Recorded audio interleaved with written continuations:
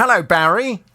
Morning, Jonathan. Hello, Barry. I gather you have a consumer problem. Tell me all about it without naming any company names, please. Okay, yeah. So, I live in a mid-terraced house. We have a shared driveway. Basically, it comes from the road, and then you've got the driveway which leads up to separate driveways to each property. Just had a new neighbour moved in about 4 to 5 weeks ago. Nothing from them. They're perfectly fine. And then 2 weeks after they moved in, a skip arrived on the driveway. I thought, well, that's a little bit strange that, they're renting the property and the skip's turned up. Anyway, so we left it. A couple of days later, load of doors inside the skip. So I was wondering why is there skips in the door? Right. So hang on 1 second. So, sorry, Barry, to interrupt you. Yeah, okay. The shared driveway. This is a driveway that just provides somewhere to park for you and the neighbour next door. Is that right or not? Yeah. So basically, you've got the road that runs outside the house. You've got a shared bit of driveway where the grass verge is, and then it splits into 2 different driveways. So one for my property and one for the neighbours. Right. So, yeah. So and this skip was on the bit of driveway that is kind of shared between you and this other neighbour? No, the skip is on his driveway, actually on his driveway. So it's on his land, which is fine. There's no problem with where it's actually positioned as such. That's perfectly fine. Okay, fine. Yeah, so then all these doors start turning up inside the skip, and I'm wondering, well, where are they coming from? Because they're not coming from the property that he's living in. They're just arriving out of nowhere. So then a couple of days later, I've come home from shopping, and there's a van on the shared bit of driveway unloading a load of other building materials into the skip. So, I couldn't park on my driveway because obviously the van's in the way. So I parked outside and, I thought, well, he's got the skip out there. Maybe they're just filling it up because, there's a bit of spare room going. So left that. And then about a week later, I've gone into my van to go out to work. And I'm blocked again by another van unloading a load of rubbish out of the back of it into this skip. So what is it, Steptoe and Son, who've started renting the house near you? It sounds like it, doesn't it, Jonathan? Well, it sounds as if it's someone who has hired a skip and is allowing lots of people to come and put stuff in the skip. And I don't know, it sounds as if they're kind of then charging them for dumping the waste.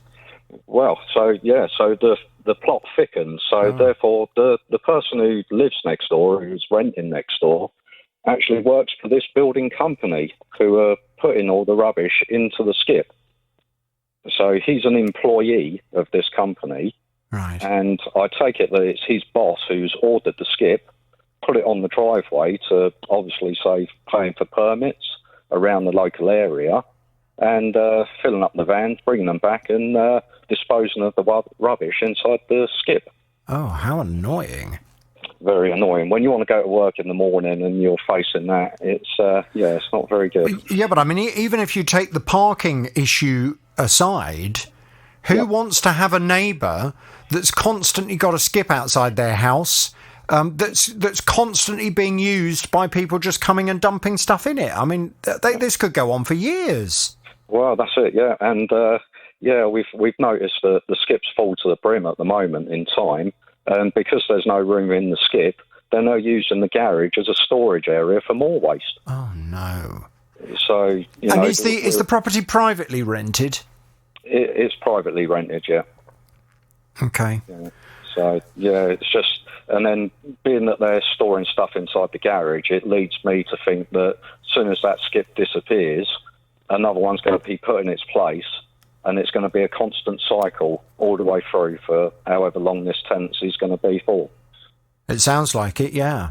Yeah, and, it's not only that, Jonathan, it's also, if they're moving rubbish across the shared driveway, there's screws, there's nails, all kinds of stuff. Yes. Am I going to get punctures in my tyres? There's so many things that come along with it. Right, so what have you done about the problem so far? Have you tried having a friendly conversation with your neighbour? I've not spoke to him, but I've spoken to the council. I've had to run around with them because that was my first thought that maybe it's something to do with the council. So I'll go and have a little chat with them. I've had the run around from them. So then I went to the landlord because I've got his phone number. So, but why not just go knock on the neighbour's door and say, look, can I have a chat to you about this skip? Well, I probably think that it's not him who I've got an issue with. No, but wouldn't that be? Yeah, but he's your neighbour, so wouldn't it make sense to go and have a chat with him first? And if you quickly establish that he's a nightmare and he's a difficult person, but he may not even realise, he may be one of life's oblivious people that doesn't realise that this is having an impact on your enjoyment of your property. There's other issues there as well, Jonathan. So yeah, I probably wouldn't want to go chatting to him anyway. So that's why I tried not to get involved with him per se. Okay. Do you know this person then? I don't know, but I've had words with him before. Put it that way. Okay. All right. Fine. Okay. Okay, so you are aware of this person who's moved in, and you sense, because of experience you've had in the past, that an attempt to have a reasonable neighbourly conversation would not go very well. No. Okay. And it's literally been 5 weeks since he's moved in. So yeah, that pretty much says all you need to know. Okay.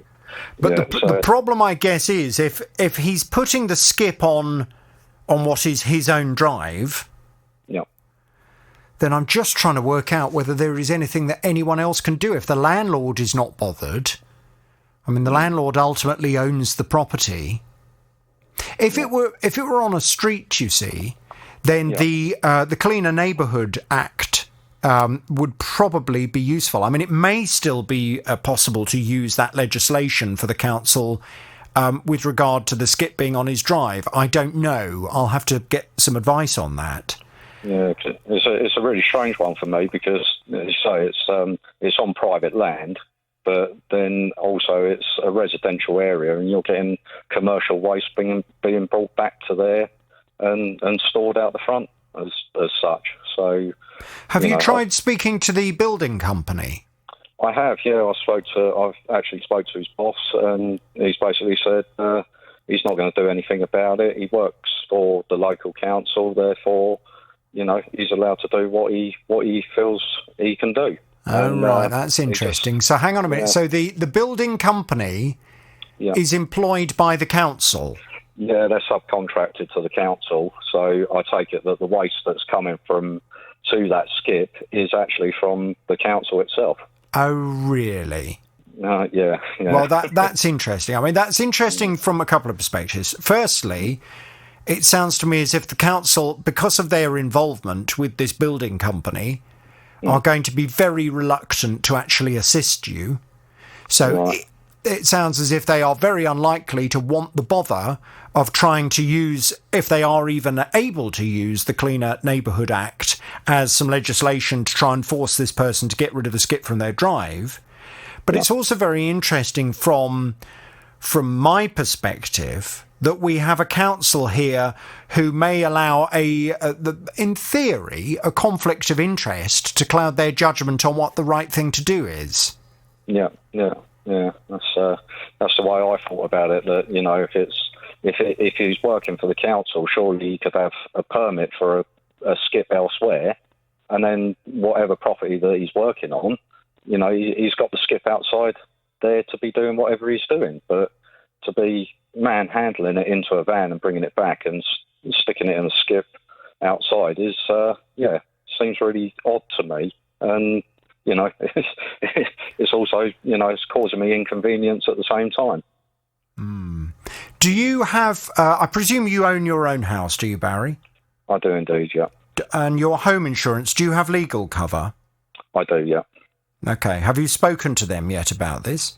I haven't, no, because it only really started a couple of weeks ago, so I didn't really know where to go. So I need some advice, really. Yeah, well, I mean, I think I would be inclined, based on how this has the potential to cause you problems in the future, even more problems than it's causing at the moment, I think I would be inclined to touch base with my insurers now and their lawyers now, and to make them aware of the situation to see if there's anything they can do.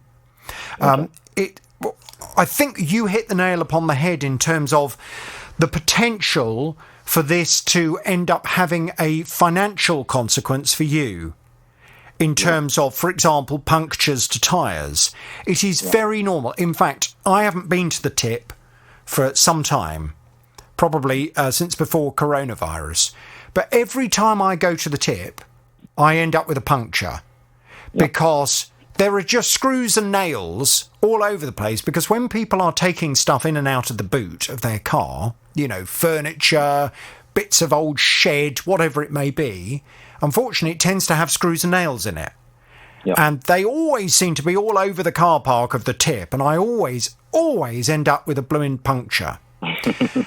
So I don't think it's going to be very long, as you've quite rightly already thought about yourself. I don't think it's going to be very long until you end up with a puncture caused by this skip being used in this place and with waste being taken from the back of vans and put into the skip on a regular basis.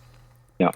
So it may well be that what needs to happen now is that the neighbour needs to receive a letter from your solicitors making them aware that should this happen, they will be faced personally with the financial consequence of that. Okay. I think probably an increase in pressure is what's necessary to try and sort this out. This is a bit of a nightmare, to be honest. How do your other neighbours feel about it? I don't think it really bothers them because it's not on their shared driveway. So, you know, I don't even think that they know that it's coming from a building company. They probably think that it's coming from the house itself. But, yeah, because it's inconveniencing me and it's, you know, literally my property as well, I don't think the neighbours are worried about it. But, you know, maybe they have noticed it. I don't know. Well, I think, again, I would be inclined to have a chat with them just to see if there are any kindred spirits out there who might be a bit of backup for you, because to go through this kind of dispute with a neighbour is stressful and it's problematic, and to know that other people are on side is helpful. Now, look, I'll tell you what I'm going to do, Barry. I'd like to go and have a word with the building company, and I'd also like to go and have a word with the local council and find out from their perspective why this is all being allowed to happen. I absolutely see the problem with it. Tara, can I pass Barry back? Can we get some detail and go and have a word, please? Yeah, what a headache. It's an absolute nightmare. And the problem is, I can see why, particularly if the building company is a subcontractor for the council, I can see why they're not going to be in any particular hurry to try and help you out, which is most unfair when you are a resident and that council is there to look after you just as much as they are the building company and the next door neighbour. So, you know, I can see it from all sides. Let me go and have a word. Barry, I'll pass you back to Tara. We'll get some detail. Now, Brenda has lived in her council property for 47 years. On March the 9th this year, she reported a leak in the ceiling of her spare bedroom. The situation has become even worse, courtesy of the recent rain. The rain absolutely poured through. Oh, no. And the bedroom was like a swimming pool. All they did last night when I called them out was leave me a big bucket, and it was pouring through. I was in tears. I didn't know what to do. My daughter was here and she was emptying it. This is 1 o'clock in the morning. Then I went in there last night to empty the bucket, and it was so full. And bear in mind that a whole roof was leaking by then. And there's so much water in there that I got a hold of this bucket and I slipped on the water, fell, and I've now hurt my hip and my back. And all the water went all over me. They just say, oh, it's a bigger job than what we thought, so we're going to put in for some quotes. So I've heard about these quotes for the last 6 weeks.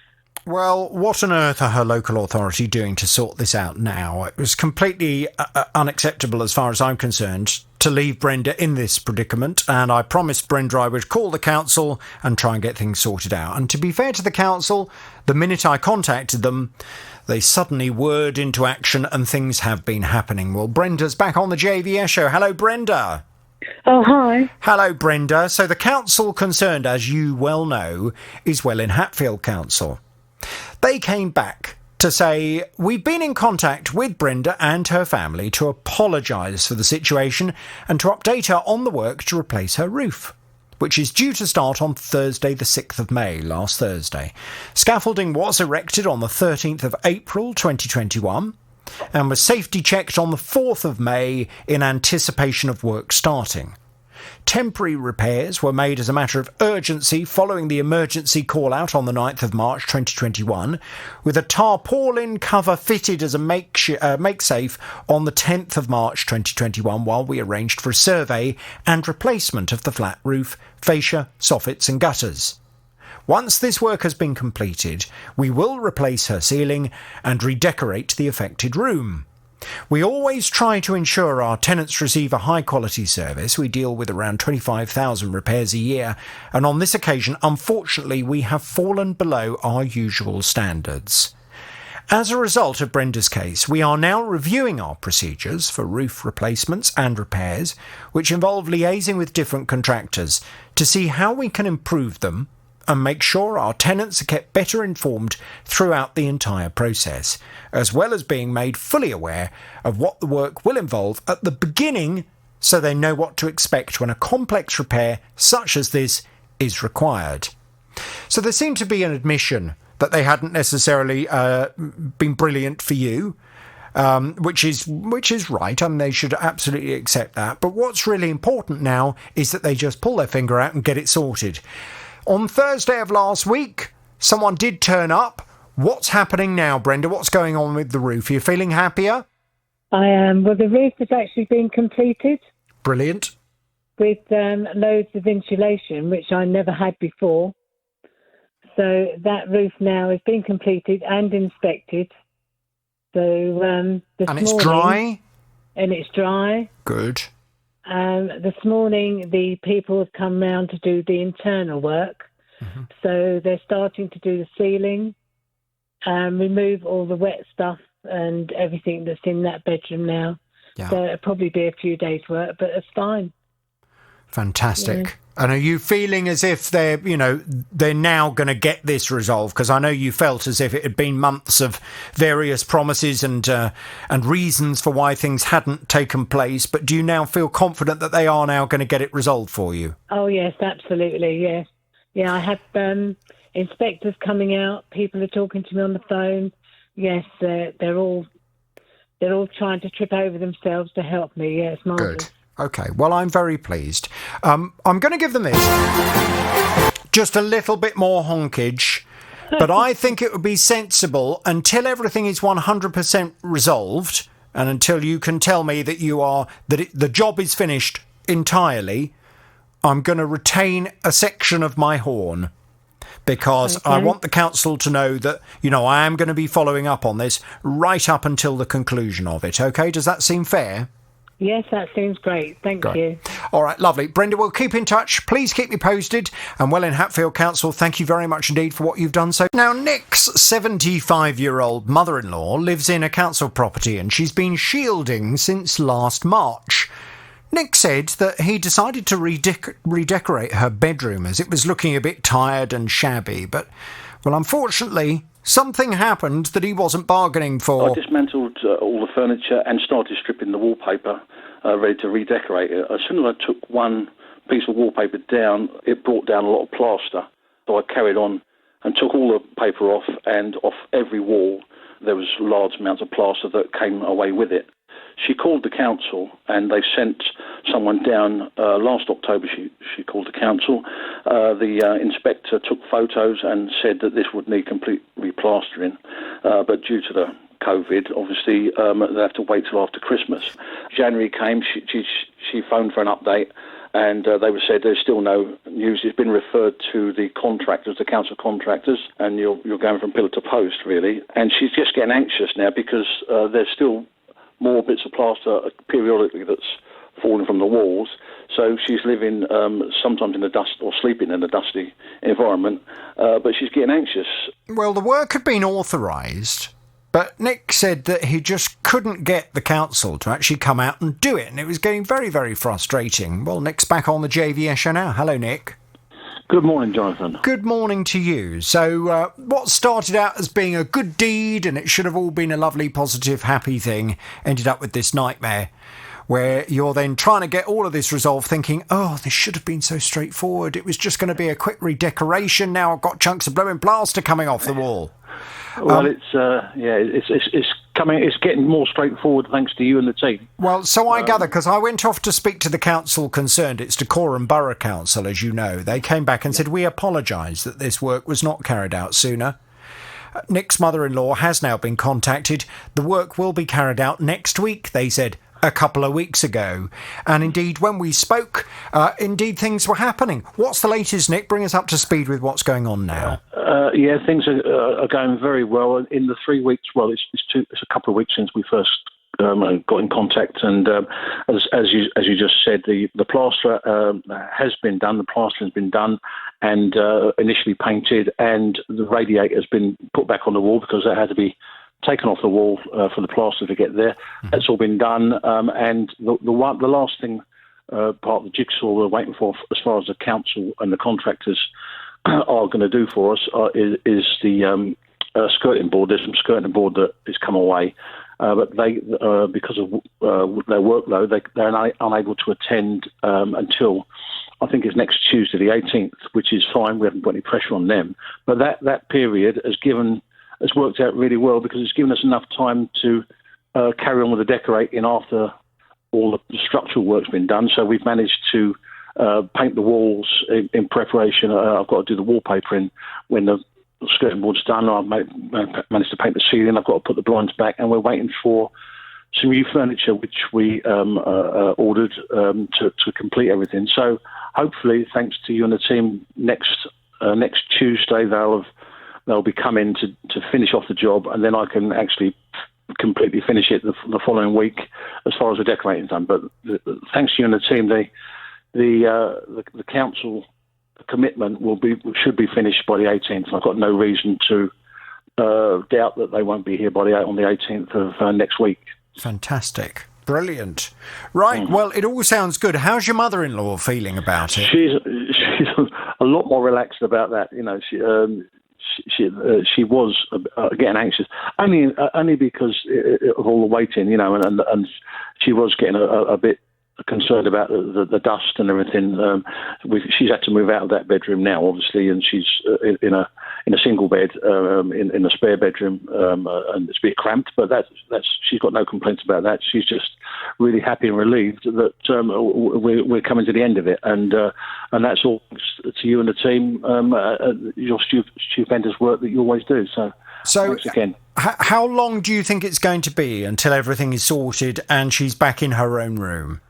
Well, because, as I say, we've had this break, and I've managed to get a lot of the decorating done in between the jobs that have been done. So the 18th is when the council can be finished. I'm hoping that week I'll be able to finish the wallpapering and the painting. And if the furniture that we've ordered comes, like a couple of wardrobes and a chest of drawers, if I can put those together, then I can finish it. But she can get back in the bedroom next week. She doesn't have to have all the wardrobes. I can do that while she's in there in situ. So it'll be next week. If the skirting board is done, then I can finish the decorating and she can be back in her bedroom. That's great. Super. Well, I tell you what I'm going to do.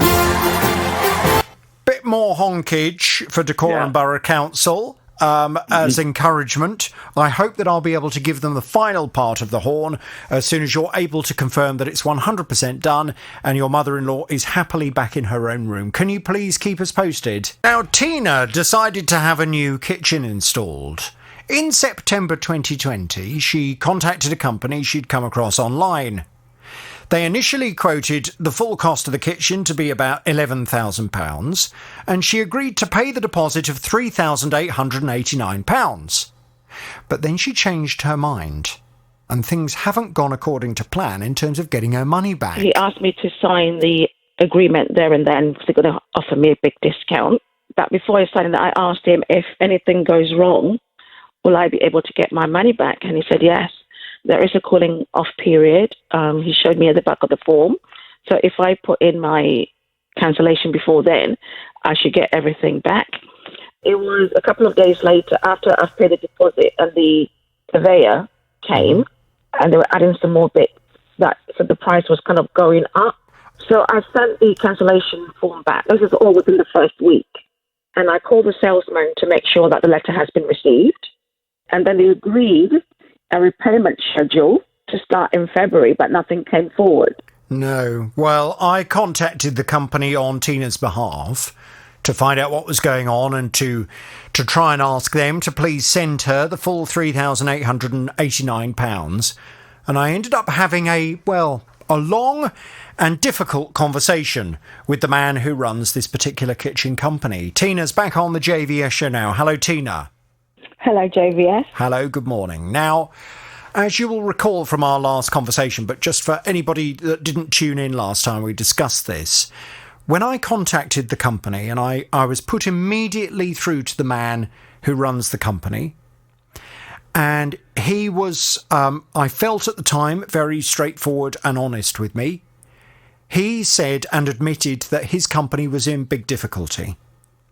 He said, the reality is we have no money.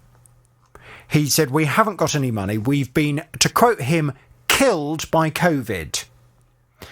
He said, really, he said, what I should do is just close the company down because we don't have money. He said, we have debts, and I'm trying everything I possibly can to get some money into the business so I can pay off the debts that we owe. But he said, I'm not managing to do it. And he said, it's pride, and he said, I'm one of life's people that don't like giving up. And he said, I don't want to just close the company. He said, I've worked hard for this and I can't allow it to just be destroyed by this virus. He said, I've got to try and get things back on track. I said, well, the problem, I said, I obviously feel very sorry for you and for anybody in this position who is having severe financial difficulty because of the virus. I said, however, there are various different things that the government has put in place to help businesses through this. There are loans that are out there that the government has put in place to help businesses through. He said, I'm aware of that. And he said, we probably should have sought help before now. We are now trying to get help. We are trying to apply for things to try and get some money to come into the business so we can get up and running again. He said, but I accept, we haven't done that when we should have done it. He said, I am going to pay Tina back, but he said, I can't afford to do it in one lump sum. I can pay her back in a kind of payment plan. I said, yes, but to be honest with you, Tina's already heard this before from you. And she'd agreed with you that you were going to pay her back in instalments, and the instalments never came.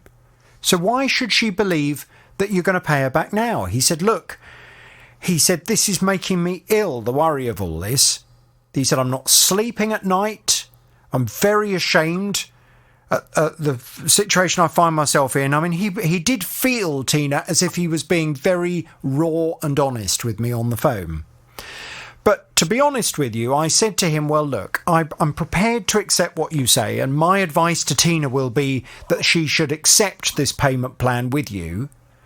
But I need you to know as a businessman that I am also going to stay across this until Tina's got every last penny back.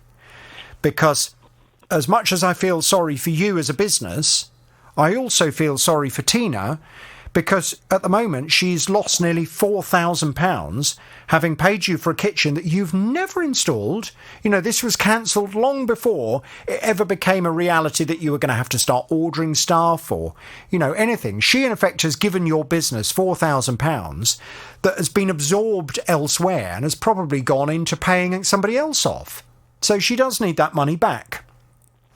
Now, he assured you in writing and me that he was going to start paying you on the 5th of every month, and he was going to pay £500. Now, I was very concerned when we caught up with you off air at the end of last week just to find out whether the first payment of £500 had gone through, and it had not. And when I heard that, I'll be honest with you, Tina, my heart sank, because I thought, oh, come on, I've given this guy the benefit of the doubt. I promised him we would not identify his company on the programme on the basis that he, does what he says he's going to do. I don't want to make a bad situation even worse, but I really don't want him to have let me down as well as having let you down. So I got straight back onto him, Tina, at the end of last week and said, look, what's going on? Why hasn't Tina got her money? And he said to me at that point, he said, well, we made the transfer to her, but about half an hour after we made the transfer, the money bounced back. And I said, well, okay, well, have you contacted Tina to ask why it's bounced back? I mean, is there a mistake with the bank details or anything like that? He said, well, no, I haven't contacted her. And I said, well, why haven't you contacted her? Because you know how important it is that she gets that money. You're going to need to pick up the phone and find out what's going on. Well, he promised he was going to get straight back in touch with you. And I think he did do that, Tina, didn't he? What happened? Well, my daughter tried to ring him. He didn't answer, so she used my son's phone. Then eventually they called back and said, oh, we've been trying to make the payment. We think the account number is wrong, despite them having the account number and name and several emails. Anyway, eventually they said, oh, we think one digit is out. So eventually they made the payment on the 7th in the afternoon. And the money did go through? It went through at £500. Okay. So we've got the first £500 back. Yeah. Which I know, as far as you're concerned, is still not going to go any way to putting a smile on your face because you are still owed an awful lot more. I've got to be honest with you, Tina, I'm quite pleased that that payment has now been made, because my worry was, is this guy actually good, you know, for what he says? Is he going to be good to his word? Is he going to pay you the money that he said? Now, the slight worry is that it wasn't straightforward. No. You know, the slight worry is, are we going to have this every single month? That there's another reason why the money hasn't gone through. I mean, to be fair to him, he did come straight back to me at the end of last week with an email. And he said, Dear Jonathan, I have spoken to Tina, and the details that I had were one digit incorrect. I have now sent the payment. She will have the money within 1 hour. I have called her and I have confirmed the payment. He then went on to say, I'd like to take this opportunity to thank you for your good work and enabling me to carry on trading and paying back the debt. This would never have happened if we hadn't been decimated by COVID lockdowns. I will make the next payment on the 6th of June. Okay? I think COVID's just a cover-up for him, really, because I know more than he's saying. But anyway. What do you mean by you know more than he's saying? Because I know that he's got other companies opened up. Yeah, to be fair, I've spoken to him about that, and he said, yeah, that's absolutely right, I have. Yeah, so anyway. But I mean, he's perfectly entitled to have different companies that he is a director of. The problem that you have, and the reason why we need to hope that this plan works, is that this is a limited liability company. And if ultimately there is no money left in that company, and if he decides to liquidate the company, then unfortunately the remainder that you are still owed by him of £3,389 will just be swallowed up and you'll never see it again. So I think we have to hope that this plan carries on working and that he does indeed very much want to continue trading as this company, and therefore being able to maintain his reputation is really important. Let's hope that that's the case. What I need you to know, and what he should already know, is that I'm not going anywhere until you've got every last penny back from him. Okay? Thank you for that. Yes, thanks. So you and I'm going to give him this, a tiny bit of the horn. You and I are going to speak again in a month's time, and we're going to make sure that the next £500 has also been paid, okay? Okay. All right then. Thank you, Tina. We'll talk very soon. Brenda's on the line. Hello, Brenda. Oh, good afternoon, Jonathan. Do you like a cup of tea, Brenda? Oh, yes, I have at least 8 a day, at least. Do you? 8 a day? At least. I'm retired, you see, so I can do that. Oh, and do you make it properly in the pot or just a bag and a mug? Just a bag in a mug, Just really. a bag and a mug. And what's your favourite brand? Oh, I'm not allowed to say that, surely. Yeah, you can. Go on. Can I? Well, yeah, because, I mean, everyone's got a different brand, haven't they? Well, I've lost it now. Oh, Yorkshire. Yorkshire tea, all right, Yeah. okay. Well, Sorry, there I you was a go. bit nervous. No, that's fine. Well, listen, you have you got a cup of tea while you're talking to me now? That will help Well, I calm have. your nerves. Actually, I have, yeah. Right, well, there you go. Have a sip of tea and tell me all about the problem you're having without naming any company names. Let's see what we can do to help you. Right. Okay, then. But not dates. I'll tell you as it was, yeah? Yeah, please, yeah. Yeah, right. I'm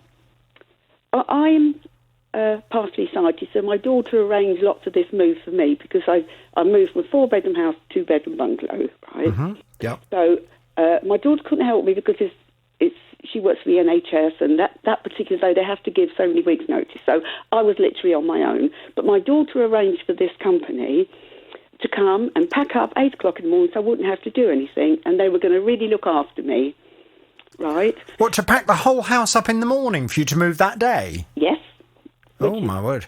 I know, which is a bit unbelievable now. Cutting really. a bit fine, isn't it? Yeah. But having said that, it was a 4-bedroom house down to 2-bedroom bungalow. So we got rid of lots of things. So it wasn't as bad as it sounds. Right. So anyway, they came in and I said, first off, you haven't got your mask on. Oh, we're exempt because I had asthma or something. So I thought, well, I have to let this go, don't I? You know. So he packed up. Anyway, they packed. They said, "Oh, you've got." I said, "Yeah." And then when they came in, because the move was done over the phone, they couldn't come in. So I was telling them everything I got, the bookcase, books, everything went right through. So they came in and ticked things off. Yeah, that's fine. Now we'll get packing up. And then they said to me, "Oh, actually, you haven't got enough boxes." And I said, "Well, is that my problem?" And he was like, "Well, you told us." I said, "I told you exactly what I had." So what they did was the only thing they packed up was the books. So they put about 5 books in each box. So then we've run out of boxes. But worse than that, he said, "Right, let's do this. Instead of packing up, for instance, the sideboard, opened the sideboard, tipped the drawers out, took the sideboard, left everything, single thing in a mess, right? And then they said, "Oh, we're done now." This was about 10:30, and I said, "You've only taken 2/3 of the house, but what about the mess?" "Well, you'd have to get another. So I had to get an emergency removal in." Right, hang on a second, because I'm getting very Sorry, concerned. I'm I'm just very concerned by this situation. So, was this company aware of the fact that you're visually impaired? Yeah. Yes. Right. So it was explained to them why their help was extra needed for you. Yes. And the whole idea was that they were coming in to provide a complete service for you. Yeah. They were going to pack up your existing property and move you to the new property. Were they going to unpack at the other end, or was that going to be down to you? That was down to me. Okay. But my daughter was going to come right the next. All they said they would do is just make it safe, not leave. Put lots of things in the garage for my daughter to sort out the next day. Okay, yeah, that's fine. So the company, did they come round beforehand to just assess how much stuff you had? No, it was all done over the telephone.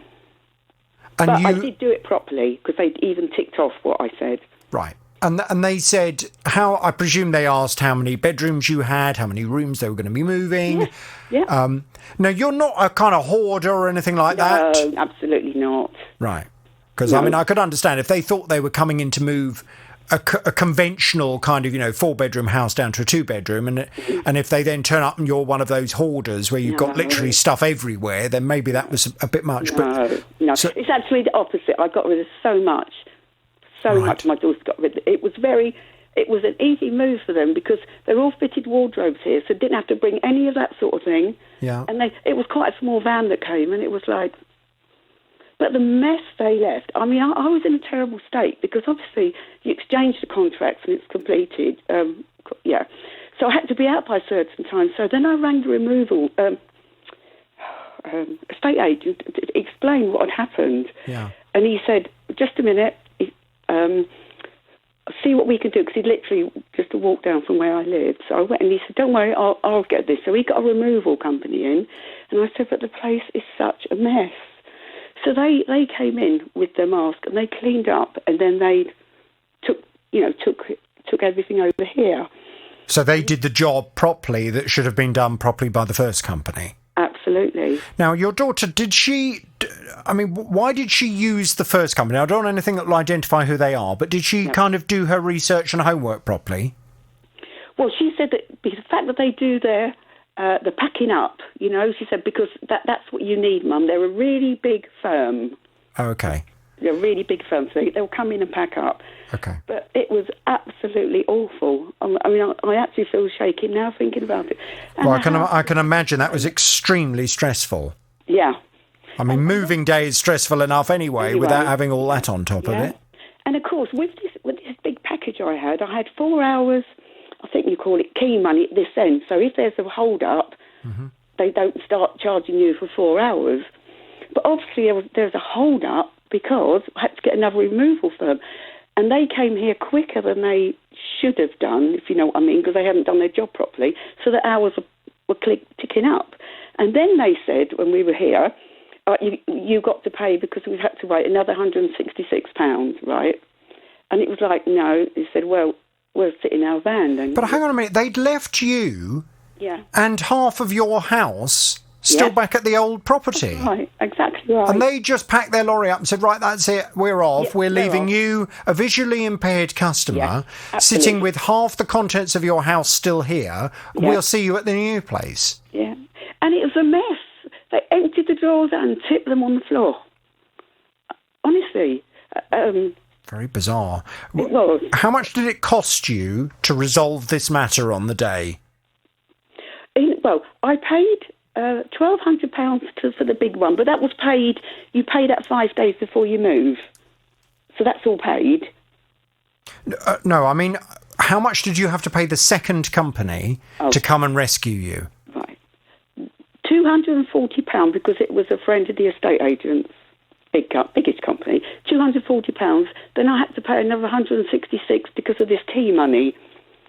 So hang on a minute. So the other removals company, they did this as a massive favour and they only charged £240. 240. And do you know what else? I tried to give them tips and they wouldn't have it. They said no. They did not. I've never heard of it. They did not take any tips. They said, you've had a horrendous day. Oh, gosh. Well, they sound I like a had very... £20 notes for them and they wouldn't take them. Well, they sound like a very decent bunch of people. Absolutely. And thank goodness for them. Yeah. So, I mean, I feel as if, at the very least, the first removals company, based on what you're telling me, on the story you're telling me, I think they should reimburse you any additional costs you incurred to get moved nicely into your new property. Yes. So that's £240 plus. How much did they charge you for being late? 166. So it's £406. Yes. Extra. Have you paid the first removals company the balance that you owed them? Well, that was all paid before. Oh, the 166. Yeah. No. You said that something about £1,200. Was that the full amount, or was there then a further amount that was due on the day of moving? No, that's the full amount. That was taken out my direct debit card 5 days before I moved. So they took the full amount of money from you before they'd even moved you? Yes. Oh, my word. And have you told them about the £406 it cost you? Well, my daughter's done it. She's been emailing them. And then she said, well, I now want to know who I can't remember what she said. She's quite a clever girl. They're bosses, if you like. And she said, we are not covered by any bar or anything, which doesn't mean anything to me. Well, it's the Removals Association. I think it's the British Association of Removals Company is BAR. Right. So they're not members of BAR? No, but they're massive. Massive company. Well, okay. I mean, what I would say is there are good removals companies and there are bad removals companies. Please do your homework beforehand, do your research to make sure that you're using a good company and you're not going to end up with a whole load of extra stress on what is already inevitably going to be a stressful day anyway. Brenda, can you leave this with me? What I'm going to do, I'll pass you back to Tara. We'll get some detail and I will contact this company for you this afternoon and find out what on earth they're playing at. This sounds dreadful. Yes, it really was. And now I'm really quite upset and emotional just thinking about the whole day. I'm not surprised. It sounds horrible. Right, well, you've done the right thing and I promise you I'll contact them for you and try and get some answers, OK? OK, thank you very much, sir. Hang on there, please, Brenda. I'll pass you back to Tara. Maria ordered a new back door for just over £2,500. She paid a deposit of £575. Now, that was back in September of 2020. It was delivered. However, the delivery itself was delayed. And when it did finally turn up in October, well, pretty much everything was wrong with it. The window didn't fit properly. The infill that should have clipped the door and the window together was too small, but they managed to clip it together by leaving gaps on each side. And then, we found that it was cream inside and out, but I said, that's okay, I can live with that. But when it came to the door panel, it was white inside and outside and the wrong design. Well, the manager of the company came round to try and sort things out in December of last year.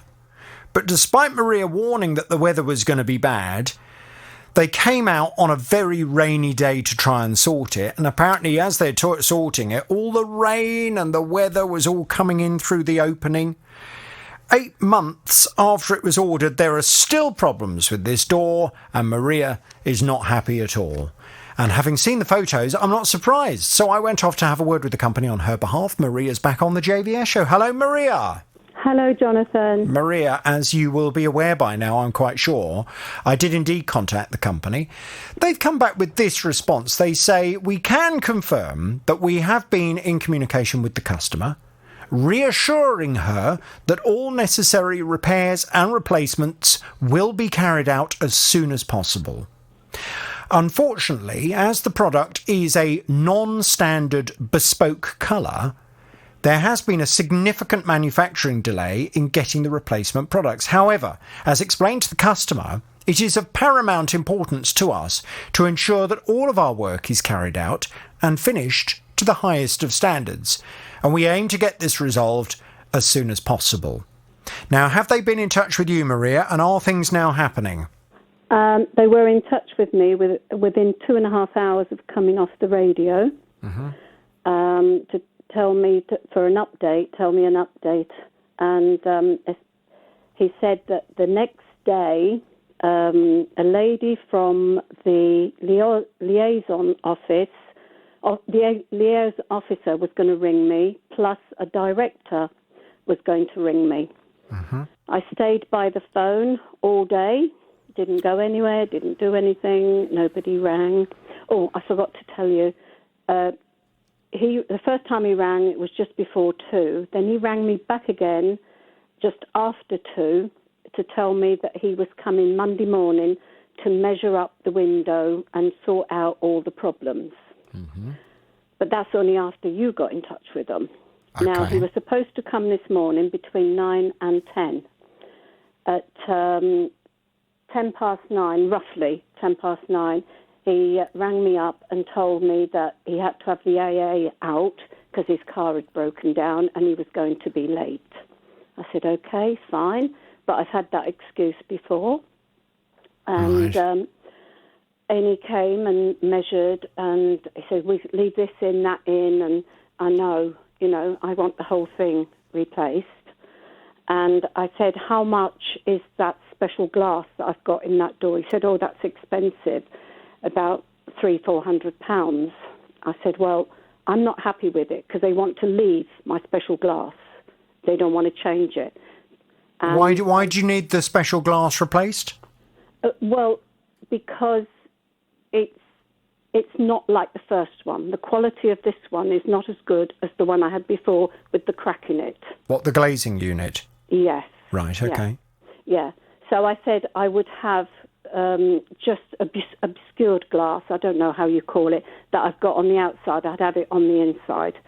So he said he'd get back to me. He left here about 5 to 11, and he said he'd get back to me with a new price and... a new price? Well, surely they're not going to ask you to pay any more money. Without my glass, my special glass that's been... what? So hang on, this is a reduction in the price? Yes. Right. But then I said to him about them getting the design wrong of my panel that goes at the bottom where the rain is coming in now. I said, can't you do it just straight up and down so that, there's no chance of rain coming in? And he said, I'd have to have a composite door. I said, well, have you got a picture of it? What's it like? So he's going to send them pictures of it to me later this afternoon. Right, okay. Well, it sounds as if I need to get back in touch and just let them know that I am across this and I've had the conversation, and I'm looking forward to them being able to confirm that they have turned you from being an unhappy customer into a very happy customer soon.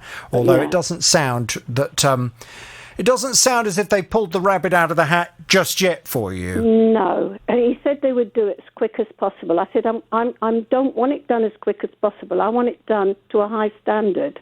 If I have to wait an extra week or two, that's fine. Well, yeah, but you've waited long enough, so we also need them to pull their finger out and get it sorted. Definitely. And I think you appear to have paid a lot of money for this. I mean, a UPVC door is now actually quite old-fashioned, really, in terms of the kind of door, and they're quite cheap as well, UPVC doors. But I had cream. It doesn't matter whether you had cream or not. I mean, the simple fact is, if this was a really good quality, solid core, composite door with a really good quality window, then I could understand why it'd come to £2,500. Yes. But we're talking about a UPVC back door with a panel at the bottom that seems to have some kind of decorative finish to it. I genuinely can't understand why this is so expensive. Yeah. So, as far as I'm concerned, they need to really sort this. You've agreed to quite a lot of money for what is actually a fairly cheap product. Mm-hmm. They need to now sort this out and sort it out properly, because this is unacceptable. Yeah. Can you leave it with me, Maria? I'll drop them another line today and make them aware of the fact that you're still not happy and things still haven't been resolved. Although we do acknowledge the man did come out this morning, and we'll see where that gets us. Okay. Hello, Chris. Hello, Jonathan. Hi, Chris. I gather you have a consumer problem. Tell me all about it without naming any company names, please. Of course. We had a freezer that broke down. So we went online and we bought, on the 26th of April, a replacement freezer. We were delighted because on the 27th they delivered it, and on the 28th we switched it on. And we wondered, it seemed rather frosty. We had some food coming on the following Saturday, and so we couldn't stop that from coming, so that was delivered. And we put it in, and we looked at it, we thought, this really does not look right. And we'd seen that the front of the drawers was frosting up, and down by the side of the door, it was all getting frosty as well. Anyway, after the bank holiday, we phoned the retailer, and through their automatic system, it took us through to the manufacturer. We explained to the lady there the problem we got, and she said, well, perhaps I can help you a little bit. Can you find the serial number? Well, first of all, we looked everywhere. We got cushions out, torches, magnifying glass. We couldn't see a number anywhere which corresponded to one that she told us began BS and then numbers. And then she said, well, can you take the top off the freezer? I said, sorry. She said, can you take the top off the freezer? I said, no. She said, well, I'll get a gentleman arranged to come and see you, an engineer. The earliest he can come is the 13th of May. Now, that was from the 4th. No. I know, love, I know. Well, I presume at that point you called the retailer and said, I'm not happy with this. We've only just bought it. It doesn't work properly. What are you going to do about it? Because at that point, of course, for the first 30 days from the date of purchase, you're fully entitled to just reject the goods if they're faulty. Yes. I did manage to get through to the retailer by pressing a different series of numbers, and they organised for two gentlemen to come out the next day. And they did, so that was the 5th of May now. They came and they said, oh, no, that's wrong. You need to have it replaced. So I said, well, what do I do? Who do I phone? He said, phone customer services at the retailer. And I explained what had happened, and the gentleman said, I'll phone you back later. I just have to look into all the details. And he promised to phone me back that day and never did. So the next day, this is the 6th now, I phoned the retailer again and told I had to get an uplift number from the manufacturer. So I phoned the manufacturer, who says, have you got your serial number? And I thought, oh, not again. And nothing they can do, apparently, without it to help me to get this replaced. And I'm going round in circles, as you can imagine. What? So you're still in a situation where you haven't got a working freezer? It works, but it frosts up. So we've had to move the what you would call the decent food into one of the other freezers and put the other, like vegetables and things that perhaps not so expensive, into the new one. Right. Oh, how annoying. Well, and the freezer, I presume you're keeping that indoors? You've not put this out in a garage or a shed? No. Okay. No. Just as a word of warning for other people listening to the programme, you should always assume that a fridge and freezer is only designed to be kept in a house, not in an outbuilding or a garage or a shed, unless it specifically describes the product as being suitable for that environment. Fridges and freezers are designed to work in a room that is kept above a certain temperature. And of course, if you put a fridge or a freezer in a garage or a shed that gets very cold in the winter months, you'll simply find it will stop working unless the fridge and the freezer is specifically designed for that environment. So always check that out. But if this freezer is going inside in your house and it's frosting up in this kind of way, I mean, there's clearly something wrong with it, Chris. That's unacceptable. Yeah. But I tell you what's extremely frustrating. This is a very clear-cut case. Your contract is with the retailer. It's not with the manufacturer. Yeah. But how much did you pay for this freezer? Well, we paid £180, and we paid for the door to be reversed on it and for them to take away the other freezer. I presume for 180 quid, it's just a little under-counter freezer. Yes, it is. Yeah. Yes, it is. Okay. Yeah. So, I mean, you are within your rights from the first 30 days of receiving that freezer. If there is a problem with it, you are within your rights at that point to reject it and to get a full refund. Yes. All this business of trying to, pass you on to the manufacturer and, we need a serial code and all this kind of stuff. I mean, it's all it's unnecessary delay. The retailer should just get this resolved for you. Right. Okay, well, I'm very pleased you've come to my programme. Tara, can we get some detail? Absolutely. Let's get a call in because this is just absolutely stupid. Ridiculous. It is ridiculous. Okay. And you might be really organised, Chris, and you might be the sort of person who uses their freezer all the time. Yeah, so that really puts you out. I've only just started the joys of understanding my freezer, and I've had one for years. But you're very organised, and we need to get you sorted out with a decent one that's working. What do you mean you've only just understood the... What do you mean? Well, it was kind of like... I learnt from my parents who've had a chest freezer that is almost as old as I am, and things just go in there to freeze and live there forever. Oh, I see. So you don't know what's lurking at the back or the bottom. Oh, yeah, okay. Mum just sort of like closes her eyes, opens the door and pulls something out and says, OK, I think your dad put that in. He can sort that out. It's a bit like that. An old Tupperware pot from 25 years ago filled with a casserole. I see. You know it. Delicious. Probably at the very bottom of it, there's something that would rather we'll keep it there. Yeah, probably. OK, Chris, listen up. What I'll do, I'll pass you back to Tara. We'll get some detail. We'll go and have a word, OK? Now, Irene and her husband made a very, very large purchase in 2016. 5 years ago, in 2016, my husband and I bought a top-of-the-range motorhome, all singing and dancing. It was a trade-in. Probably the value was $126,000. What? Yes. And just recently, we've noticed that at the top of the back of the motorhome, it's cracked and has several fractures all along the top. He immediately phoned the dealer. They duly asked us if we'd hit anything. So there's probably 10 to 20 fractures. And I think there would be, if my husband had hit anything, there would be some sort of denting. And they asked if we could send some photographs of this, of which my husband did.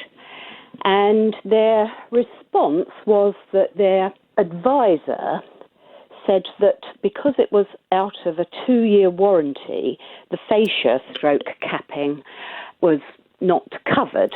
Well, Irene's argument is that this motorhome was a very expensive motorhome, and she had expected it to be fit for purpose of reasonable quality and to last for a reasonable amount of time.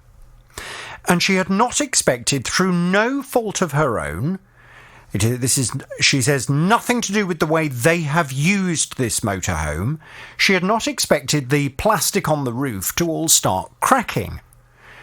Now, under the Consumer Rights Act, of course, you have a level of protection, and that does not end when the warranty ends. You may well have seen on the back of a receipt that you will purchase from a shop, very often it will say, this does not affect your statutory rights after it's given you the company's own policy on returns. This does not affect your statutory rights. What that means is anything a company offers you, whether that be a guarantee, a warranty, their own company policy, none of that changes your entitlement as set out in the Consumer Rights Act of 2015. The Consumer Rights Act of 2015 states that any goods you buy must be fit for purpose, of reasonable quality, and last for a reasonable amount of time. Now, I went off to have a word with the dealer on Irene's behalf, and I was extremely disappointed when, rather than getting a response from them, what they did was put this straight in the hands of a firm of solicitors who came back in effect to say, our client is not doing anything to help without the customer paying. Well, Irene's back on the JVS show now. Hello, Irene. Good morning, Jonathan. I have the response still in front of me, and the end of the response will go down in history as being one of the snottiest responses I think I've ever received from a solicitor. Yes. They say, we write on behalf of our client in response to your email, blah, blah, blah. As your email confirms, the vehicle was purchased around 5 years ago in 2016. The manufacturer's warranty runs for 2 years with a 10-year water ingress warranty. The manufacturer's warranty is obviously expired, and there is no water ingress, or there is likely to be from this crack. It's a cosmetic cloaking piece, they said. Turning to the Consumer Rights Act 2015, for our client to be liable, the issue would have needed to exist at the point of sale. The issue is clearly not present at the point of sale, as otherwise Irene and her husband would have reported it much earlier in their ownership. Our client has not heard from the customer at any point in the previous 5 years. Further, it is not clear how the crack appeared after all this time, and the customer has only ever provided photographs. To be clear, this is not a known fault or one reported on any other of these models. In answer to your email, there has not been any misunderstanding with this complaint. Further, you advising that you'll be reading it out on air doesn't change that. Our client goes above and beyond for their customers and are very happy to do so, but cannot be held liable for cosmetic issues which appear for an unestablished reason 5 years after sale. Notwithstanding, if Irene and her husband would like to take the time to take the motorhome to our client, they'd be more than happy to inspect it and discuss a favourable repair cost should any work need to be undertaken.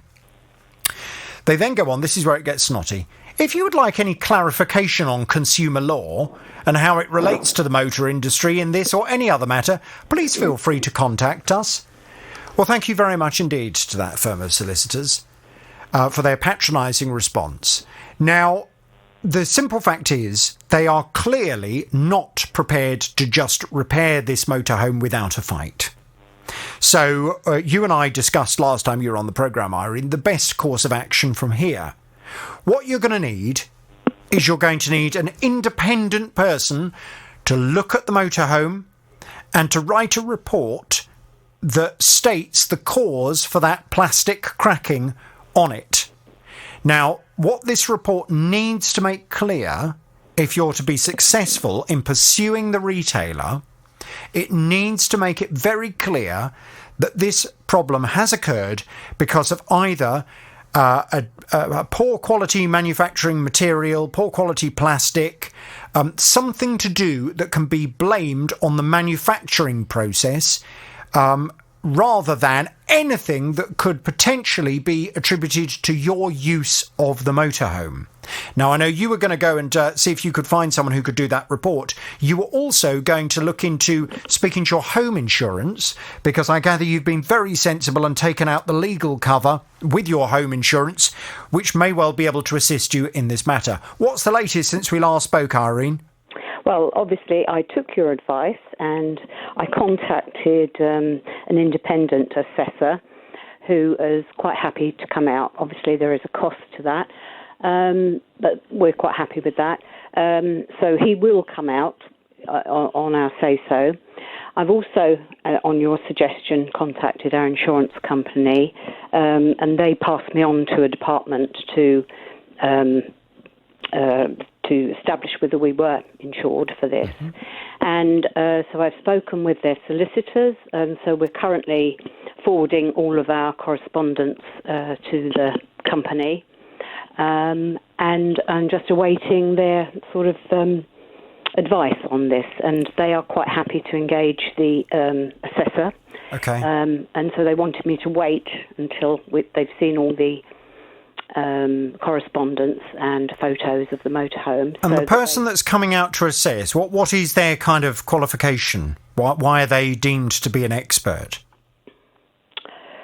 Good question. Well, I looked online to try and find, I established that there was 3 assessors that could do this. 2 didn't get back to me, and this guy seemed to know what he was talking about. But what I'm trying to get to is what is his business? Is he in the business of repairing the plastic used on caravans and motorhomes? No, I think he just assesses any vehicle, i.e. motorhome, caravan, that type of thing. But what do you mean assesses? Well, assesses what the problem is, really. But what I'm trying to get to, if this guy writes a letter on a headed notepaper, mm-hmm. is it going to be very clear that he's an expert and he knows what he's talking about when it comes to the plastic used on caravans? Because if it's not, then it's a bit of a waste of time and money getting him out to have a look at it. Sure. You know, what it needs to be someone who's able to say, I have been in the business of repairing caravans for the last 25 years. In my professional experience, the reason why the plastic has started to crack on the back of this motorhome is because the plastic is clearly of very poor quality and therefore has not lasted for a reasonable amount of time based on 5 years' worth of weather and use. The motorhome clearly has not been damaged, and this cannot be attributed to any use of the customer or misuse of the customer. Therefore, I feel that this is inherently due to the manufacturing process of that caravan. That's what you would need to have, something along those lines, in order for this to stand up if it ends up going to court. Yes, indeed. I mean, obviously, I just established that I could find an independent assessor before I went on to my insurance company to find out if we had legal representation. What does he describe himself as? Oh, I'm sorry, I didn't. I just looked at the website, and sorry. Yeah, but so the reason why I'm asking these awkward questions, yeah. I don't want you to end up wasting any money. No. And I'm slightly worried. Is this just some bloke you found on the internet who hasn't got the qualifications, who hasn't got the experience, who, to be honest, if he writes a report, it's going to be absolutely meaningless? Because if that's the case, you're about to waste your time and money getting him out to have a look at it.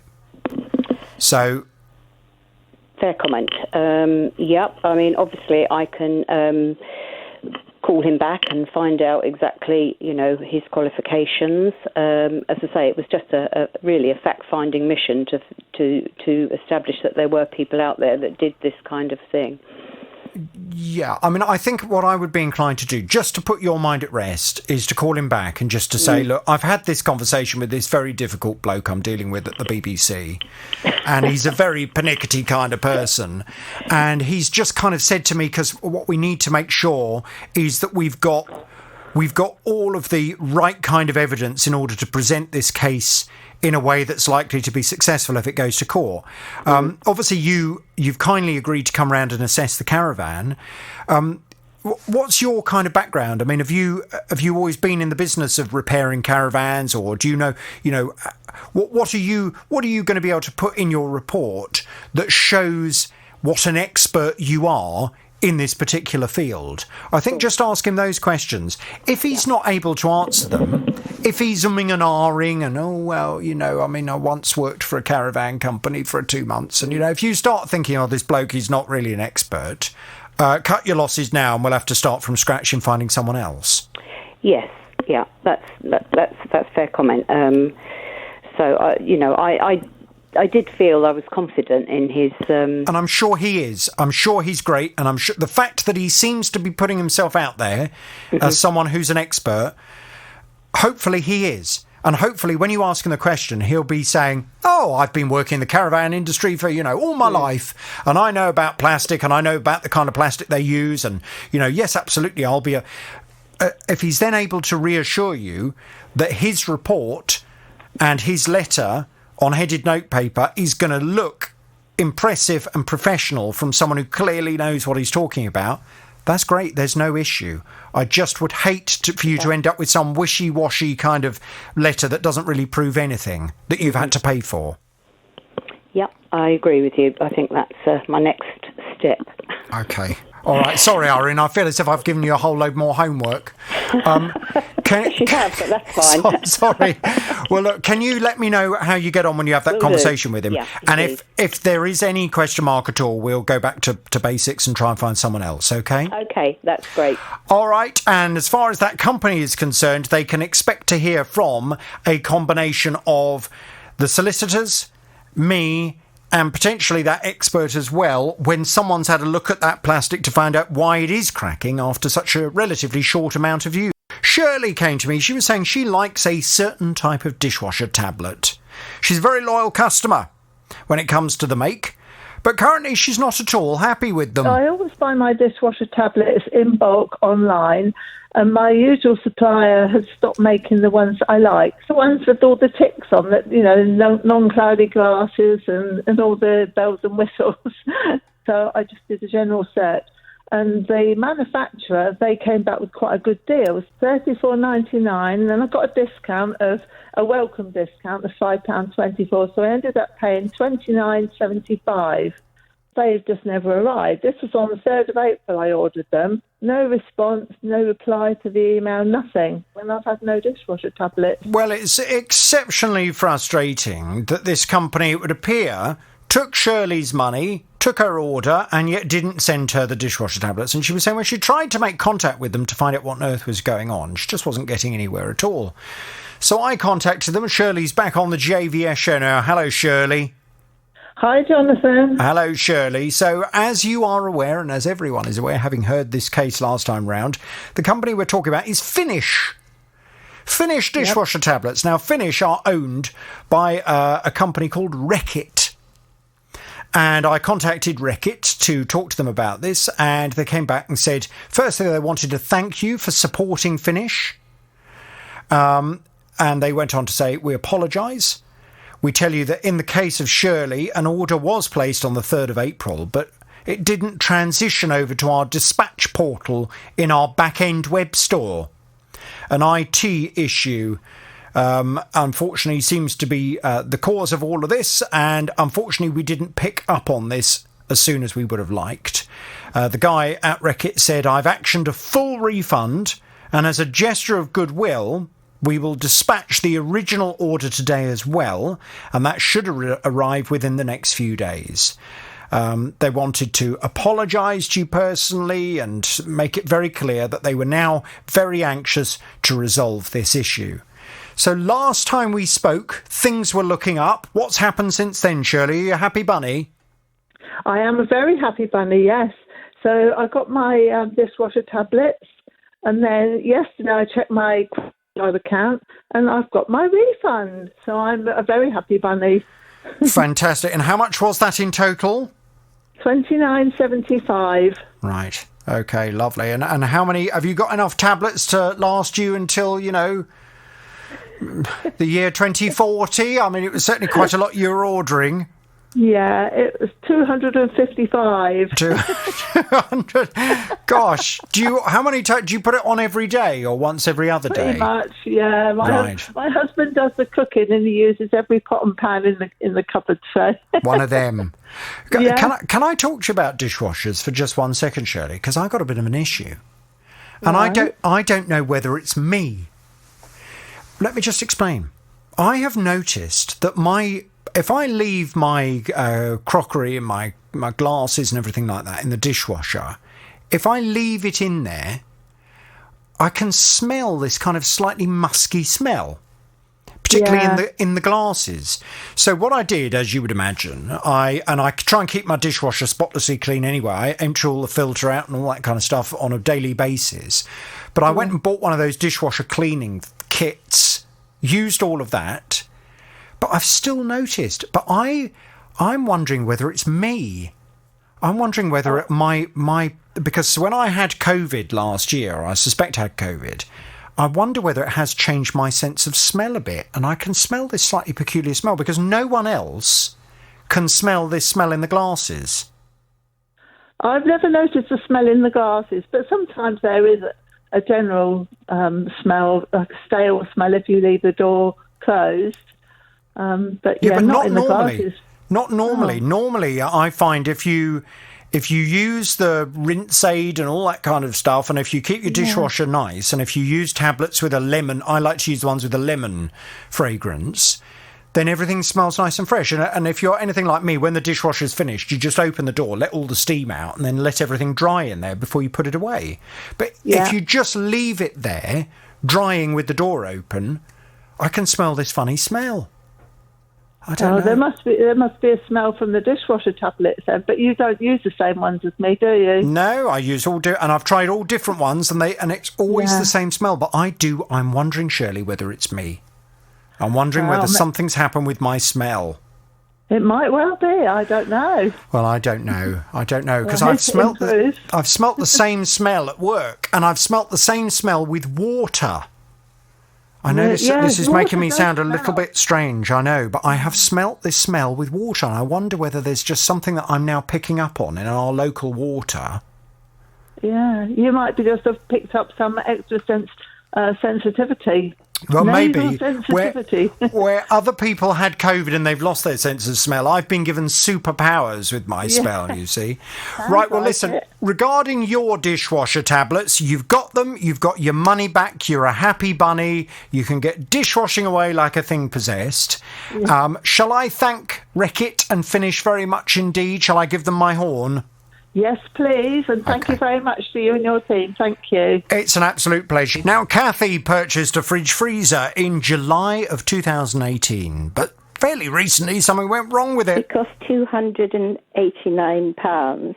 In February of this year, I noticed there was a lot of water running down the back wall and onto the shelves landing in the bottom of the fridge. I spoke to the retailer who told me it wasn't their responsibility. It was the responsibility of the manufacturer, who then referred me back. They said it wasn't their responsibility. So I sent an email in saying, actually, I thought I had a valid complaint. The qualified engineer came, within seconds said there was a very serious fault, which would involve a major repair. It was no way was it my fault. When I got the report back, it just referred to the compressor was hot and humming. And actually, the retailer then picked up on that because they said he didn't mention the word inherent. Therefore, they were unable to agree to a resolution under the Consumer Rights Act 2015. Well, the cost of the repair was going to be almost as much as the cost of an entirely new appliance. And as Kathy hadn't done nothing wrong in her use of this fridge freezer, well, she was very unhappy to be facing this kind of amount of money after such a short amount of time. Well, I've been off to have a word with the retailer on Kathy's behalf. Last time I spoke to Kathy, things were definitely looking up, and I gather she's even happier now. Let's find out what's going on. Kathy, hello. Hello. As you are aware, the retailer concerned in this matter is John Lewis. They came back, they said, we are sorry to hear about the difficulties Kathy has experienced with her fridge freezer. The engineer's report provided to us did not find fault with how it was made. However, we appreciate that a fridge freezer should last longer, so as a gesture of goodwill, we've offered to refund Kathy or deliver a replacement to her free of charge. So what's happened since we last spoke, Kathy? Why are you even happier? Well, because I went for the refund, and also I asked for the amount, the £96 I had to pay for the engineer to come out. Mm-hmm. I asked for that back as well because I thought it was their responsibility, and they did agree to pay it. So I've now got £385 in my account. Fantastic. Thanks. It is fantastic, thank you. So I've been able to order a new fridge freezer. Okay, and have you ordered that from John Lewis or from someone else? No, I haven't ordered it from John Lewis. Oh, I've gone local. Okay. And when is your new one due to be delivered? A week today. Okay, good. So you're not going to be left without one for too much longer? No, I won't. And things are starting to go off, no matter how cold the cupboard is and how much milk you can put into a cold iced bucket. Oh, dear. But yes, I'm very happy. Thank you very much. Well, until your neighbours start complaining about the smell, I don't think you've got anything to worry about. Well, listen, shall we thank John Lewis very much indeed for getting you all of that money back? Shall I give them the horn? Well, I think you have to, don't you? I think I do, because... Well, I know, listen, I know when you've had a battle with a company, I know that it can, sometimes you want to thank them through gritted teeth. But the reality is they've now given you all of your money back. Yes. They've also given you the additional amount back. Yes, it was a bit of a battle, but you got there in the end. So let's thank them, and hopefully it will then be a good incentive in future for them to always do the same thing for other customers, yeah? I hope so. I really do. Kathy, any other problems? You know where we are. And John Lewis, thanks. James is a plasterer by trade, and he needed some plasterboard for a new customer. Got it to the job, started boarding the ceiling, and noticed part of the backing paper on the board that was coming away from the chalk, almost like it wasn't adhering to the board. The fact that I was screwing the boards up, because it was the backing, didn't lead me to say there would be any problems with the front of the board. It all looked fine. If it was damaged or anything like that, I wouldn't have used it anyway. And yesterday, went in to start plastering it. Got the first coat done, and then noticed almost like blisters coming through on the plaster. Probably best way to describe it is if you burnt yourself with hot oil, and then you get them sort of blisters on your arm, on your skin. That's what it looked like. Because of what's happened, I can't just re-plaster over what's up there. I have to start again. So, I'm a week in this job and I'm back to square one sort of thing. And replacing the plasterboard just isn't going to cut it. Well, it's very frustrating. And James said that the retailer that he purchased this plasterboard from, they did eventually, having had to have a couple of difficult conversations with them, they did eventually agree that they would, in effect, give James free replacement plasterboard.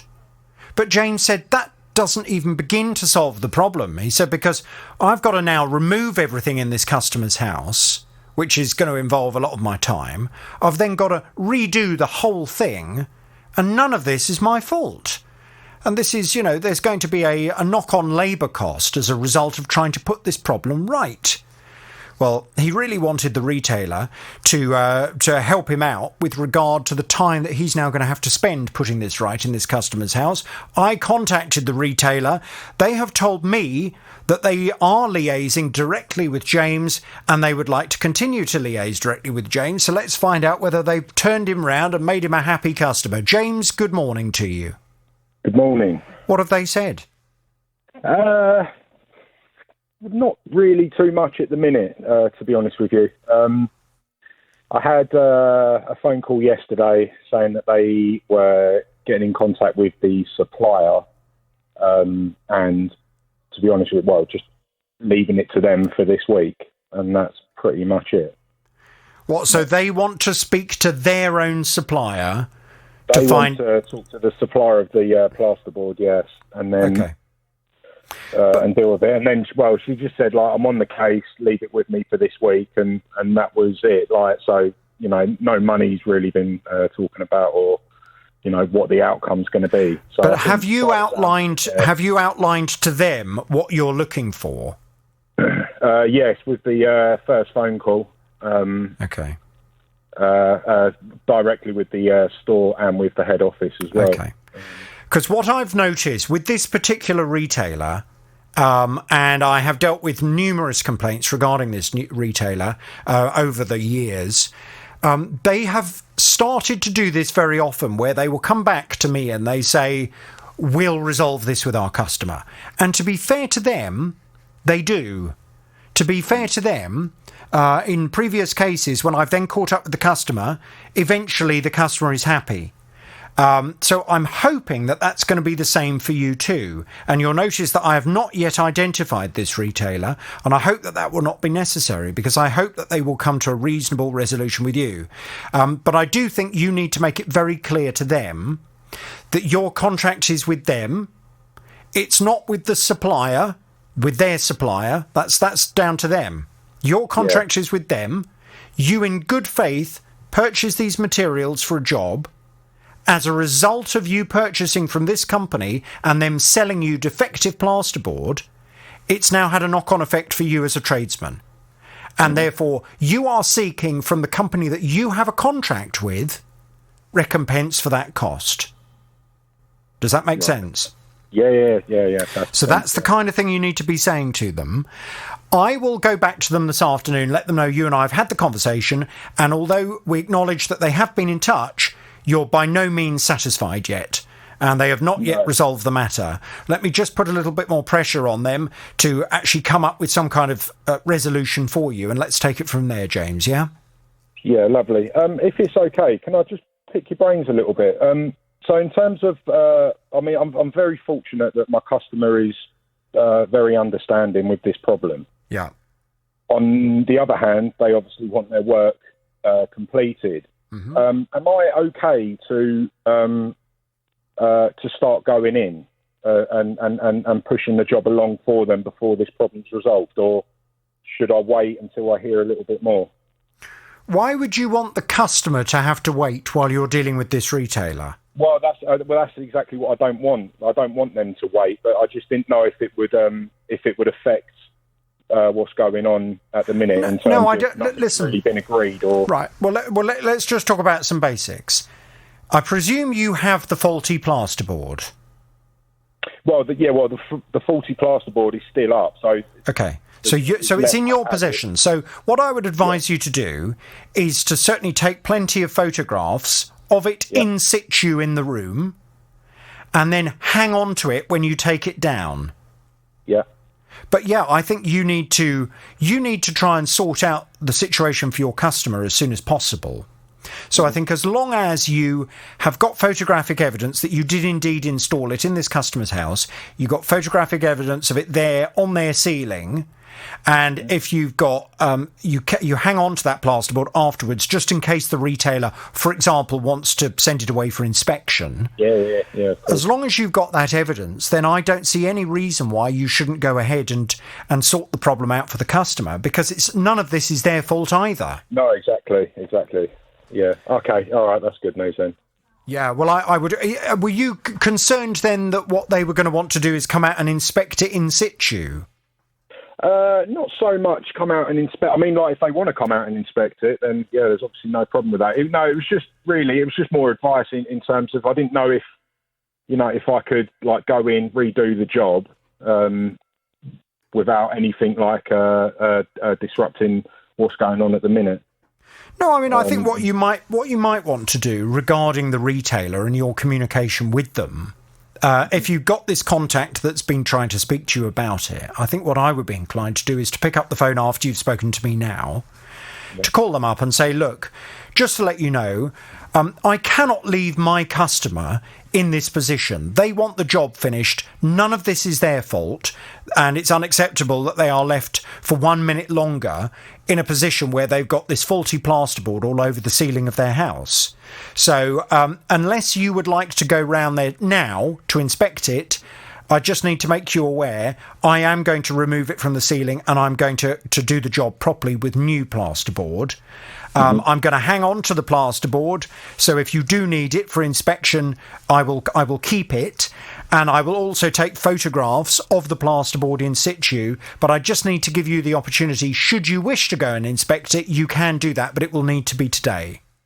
Yeah, okay, no problem. I think that's probably what I would do, just to dot the I's and cross the T's, as it were. Yeah, exactly, yeah. Because then, if they then, and I don't for a minute imagine they will, but if, for example, later on in the week they start saying, oh, well, we would be happy to come to a resolution, but we will obviously need to go out and inspect it first, at least you can then cut that one dead, can't you? And you don't have to start, playing those kinds of games. Yeah. Okay. Brilliant. Thank you very All right, much. James, listen, I'll drop them a quick note this afternoon as well, just let them know that you and I have had the conversation, and I look forward to the matter being resolved very soon, and we'll take it from there. Okay? And hello, Jerry. Hello there, Jonathan. Hello, Jerry. I gather you have a consumer problem regarding a hot tub. Tell me all about it Yes. without naming any company names, please. Okay. In May 2020, I purchased a hot tub from a well-known site and paid by a well-known site. It arrived in July because everyone was ordering them and it was taking time. We set How much it all was up it? And everything. £505. Okay. Yes, we put it up and we was in it for a couple of times and it started to make this buzzing noise from the heater thing and coming up with an error 6. So I tried to go to talk to the lady that I brought it from, but she wasn't very much help. And the communication was taking weeks for her to get back to me, and it was just try this, try that. So hang on a minute. Did you buy it from a private individual? No, it was off of a well-known site. Yes, but but I'm suspecting this is a platform that allows people to sell, whether they be private individuals or businesses. So did you buy this from a retailer via a platform, or did you buy it from an individual via a platform? From a retailer. So it's a proper company. Platform, I think it was, yeah. Right, you think? Anyway, I decided to go straight to the manufacturer. And they were very good. Because I wasn't getting much help from the other lady. She just wasn't coming back to me very much and things like that. So, but why? I just need to know who we're dealing with here. I don't want any company names, but I need to know whether we're dealing with a company or whether we're dealing with just an individual. I mean, you say the lady. Was this was an employee of a retailer, was it? I've ordered it from a company online. Right. And I believe that she was the seller, the manufacturer. But I'm not sure. Well, she wouldn't be the manufacturer, would she? Whether she was selling them for the manufacturer. Right, so you now think that actually you bought it directly from the manufacturer?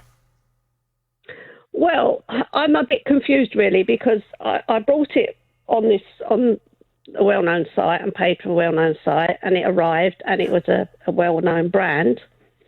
Right. And I thought, well, I'll get in contact with the company that manufactures them. Right, but you see, the thing is, there are certain platforms out there that you or I could sell stuff on. Yeah.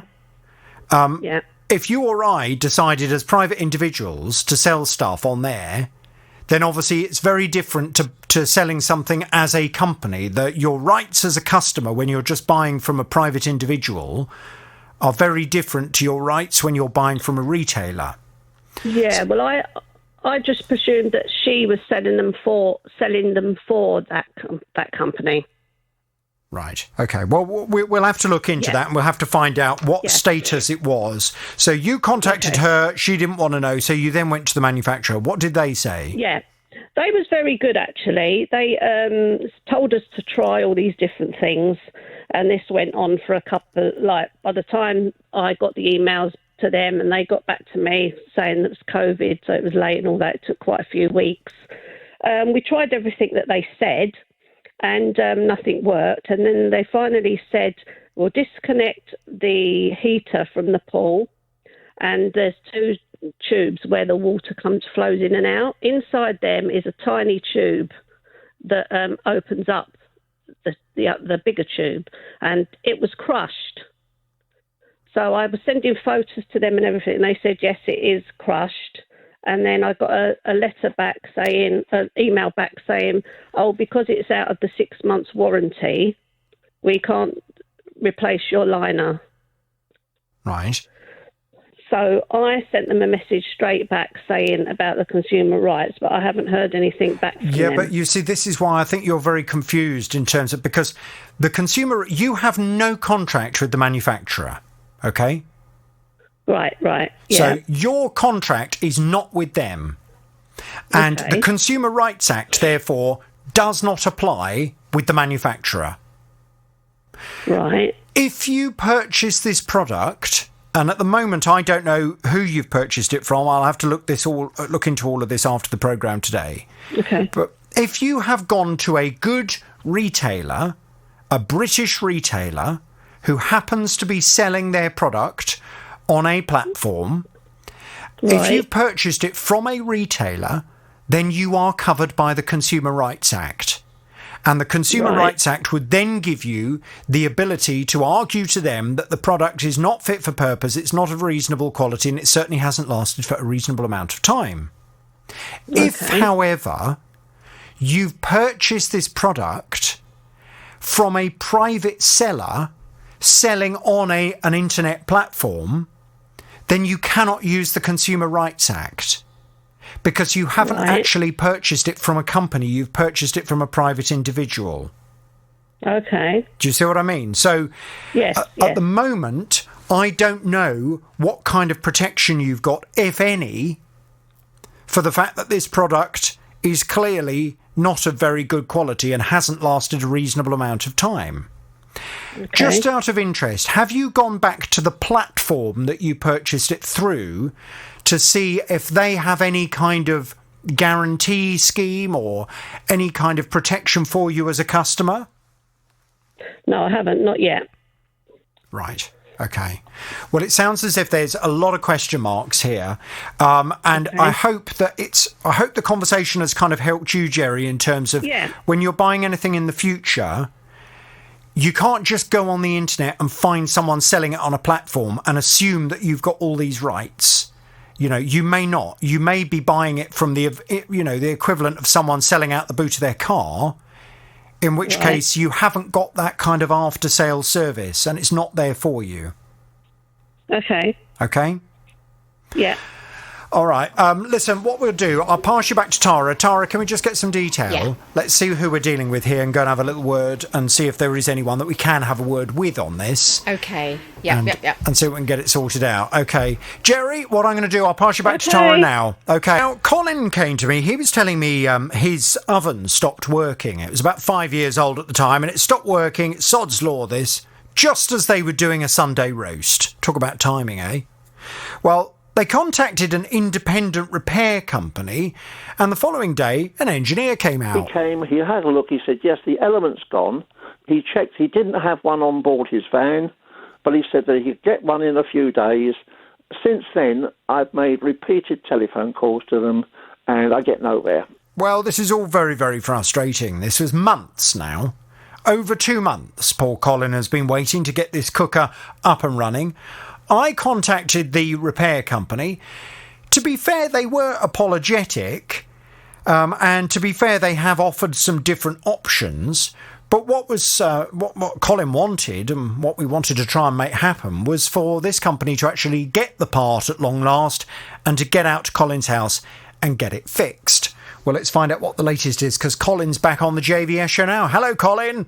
Oh, good afternoon, Jonathan. Good afternoon to you. Now, I'm going to try not to read too much into the tone of your voice yet, because I want to just recap where we're at before we find out whether anything today has happened yet or is about to happen. You'll recall that when I spoke to this company, they came back and said that they were apologetic for the problem. They said that they hold dear their family values in customer service, and they find it very disappointing that in this instance we were unable to resolve the required repair in a timely manner. We pride ourselves on our communication with our customers. However, it would seem that we've fallen short of the standards we set ourselves, and we apologise for this. They then went on to say that they'd ordered the part for your cooker, but there was a big delay with it. And at one point, they seemed to be suggesting that, in fact, it was not going to be possible to get hold of the part anymore. So when they spoke to you, they then suggested that what they could try and do was to obtain a much more expensive part albeit one that they were confident would work with your cooker, and they would come out and fit that instead. Now, I know at the time you'd kind of provisionally said yes to that, but when you and I had the conversation, it just felt to me as if to pay this company even more money, based on how you'd had months of lack of service from them in terms of getting your cooker up and running, it just seemed to me something that shouldn't really be happening. And I was just a bit surprised, because if I was the repair company and I had left you in this predicament for over 2 months without a working cooker, I would have just obtained that other part, even if it was more expensive, and said, look, we will absorb that cost because we're really sorry we've left you in this predicament for all this time. I certainly wouldn't have expected you to pay even more money to me. So I went back and stated that to them. In the meantime, it transpired that the manufacturer was due to get back in the part for your cooker, the original element, at the original price. Well, in fact, we think it might have been slightly cheaper than the original price. And the information that you were given was that that part should arrive last Friday. So the company were due to come out this week to fit the part, providing it arrived, and to get your cooker up and running. Now, this weekend, I've been in communication with them again, Colin, to find out what was going on. And they did say that, yes, it does transpire the part was due to be in. Yes, they would be coming out. Now, I did raise with them this idea that, in fact, the part seems to be a bit cheaper now than the amount that you've already paid them. They said that, as far as they're aware, their supplier is providing it to them at the cost that they passed on to you. They have not been made aware of that price having changed at all. However, they did suggest in their response this weekend that they would be coming out today to fix your cooker. Colin, has anything happened? No, I've not heard from them, and I've not seen anybody so far. Right. When are they due to come out? Well, they said this afternoon, so I haven't been expecting them this morning, because they did say in the afternoon. But I've not heard from anybody at all. So I'm in limbo and hoping that they're coming. Hang on a minute. I've just noticed something on the last email that I've received from them, and I'm wondering if we've got a bit of confusion here. The lady in the last email has said, I have pre-booked a slot for the engineer to Colin's house for the 12th of May in the afternoon, as agreed with Colin on the phone. That's tomorrow. No, I'm sure it was Tuesday that we arranged. Yes, it was. I'm just looking at my wife, and yes, she's saying the same thing. It was Tuesday. Yes, well, I thought it was Tuesday as well, but they've said here, I've pre-booked the slot for the 12th of May. They then went on to say, I've made Colin aware on the call that this booking slot is provisional on the manufacturer being true to their word and the part being available with them for the 5th of May, so that's last week as agreed, to enable delivery to supply us in a timely manner, thus enabling us to fulfil our repair booking with the customer, such as Colin. I'm aware that this has not been a timely repair, and that in itself is distressing. There have been delays in communication regarding the part. However, the part has not been available to complete the repair. I have, since discovering the part has not been dealt with as the customer needed or as the business expects, put in steps to avoid this happening again. I understand this doesn't help Colin, but we cannot go backwards, we can only go forwards. Well, they're not very good at going forwards, are they? Because I've not heard a dicky bird from them. Well, obviously there's a confusion over the date now, because... Well, as far as I'm concerned, it's today. It always has been today. It wouldn't have been tomorrow, because tomorrow afternoon we're going out. Well, which we'd already pre-booked long ago. To be honest with you, what it is, our dog's due for a cut, his hair cut. So we've already arranged for Wednesday afternoon to be out and about anyway. So I would not have agreed with them for a Wednesday. Right. Well, I tell you what, I will, of course, contact them as soon as I come off air at 2:00 this afternoon. Can you get onto them now and just ask them why this confusion has occurred? Because you were under the impression they were coming on Tuesday, and yet in their email to me at the BBC, they've said the 12th, which is tomorrow. So can you just ask them? Because if they have already got the part out, maybe they can, even if they had booked it in for tomorrow, maybe they can get someone out this afternoon. But I think we need to call them now. Okay, yes, I can do that. Can you do that? I'll email them as soon as I come off air, just to say we've had this conversation and there seems to be confusion over the day that they're coming out. Can they please get out to you this afternoon? And let's, fingers crossed, hope that they can do that. And, well, will you be around to talk to me tomorrow? In the morning, yes. Well, this sort of time is okay. Great. But we are going out a bit later on, so... Okay. But around this time should be okay, yes. Okay, fine. Well, let's talk tomorrow, and fingers crossed they will have come out this afternoon, or I guess worst case scenario, first thing tomorrow morning. Well, yeah, either would... Well, I mean, I'd like it done today, but Yes. I mean, you know, there's no point in me doing that. I'll get in touch with them and I'll see what's going on. I'll ask the questions that you've raised, and we'll see what happens. Colin, what a complete and utter kerfuffle. Let's talk tomorrow. Lisa's on the line. Hello, Lisa. Good morning. Morning, Lisa. I gather you have a consumer problem. Tell me all about it without naming any company names, please. Indeed. Okay. We have moved to our forever home and had builders booked to start at the beginning of January for a complete renovation of the house. So on the 3rd of January, we placed an order in what we felt was plenty of time for our dream cooker and matching cooker hood. And we've just had issue after issue with both of them. The cooker hood is now resolved. We had to order it somewhere else. And we've also done the same thing with the cooker, but we cannot get a refund from the original supplier. So tell me about the cooker. What kind of... I don't want the name of it, but, you know, what makes it a dream cooker? It's glorious. It's just beautiful to look at. Everything about it. Wow. It's got all the rings that we wanted. It's induction. It's got 4 different ovens. It's lovely. We love cooking, and it's something that we've always wanted to put in a kitchen. How much was it? This is the kitchen for us. It was £2,879. Oh! Ouch! Oh, good Not grief. pocket change, and we certainly can't be without that money that we're still waiting to be returned. Blimey, that is very expensive. Certainly is. Well, I think for that price, I would expect a chef to come with it. Wouldn't that be nice? Thankfully, my husband is an excellent cook. Oh, is he? Right, okay. So you've paid this money to a company for the cooker. Did you also buy the cooker hood from them as well? We did, yes. How much was the cooker hood? The cooker hood was £569. Okay. An expensive cooker hood too. Yeah, yes, I was going to say, you're certainly going all out with this kitchen, aren't you? We did, yeah. Can I ask the eye-watering amount you're spending on the kitchen? Best not to. Oh, dear. Oh, right, okay. for my health. It's glorious. It's lovely. It's well worth it. But yes, it's been a lot of money. Right, okay. But we don't want to move anywhere, so we've put in exactly what we want because we won't move again. So that's why we've been able to justify the amount we've spent on it. Okay.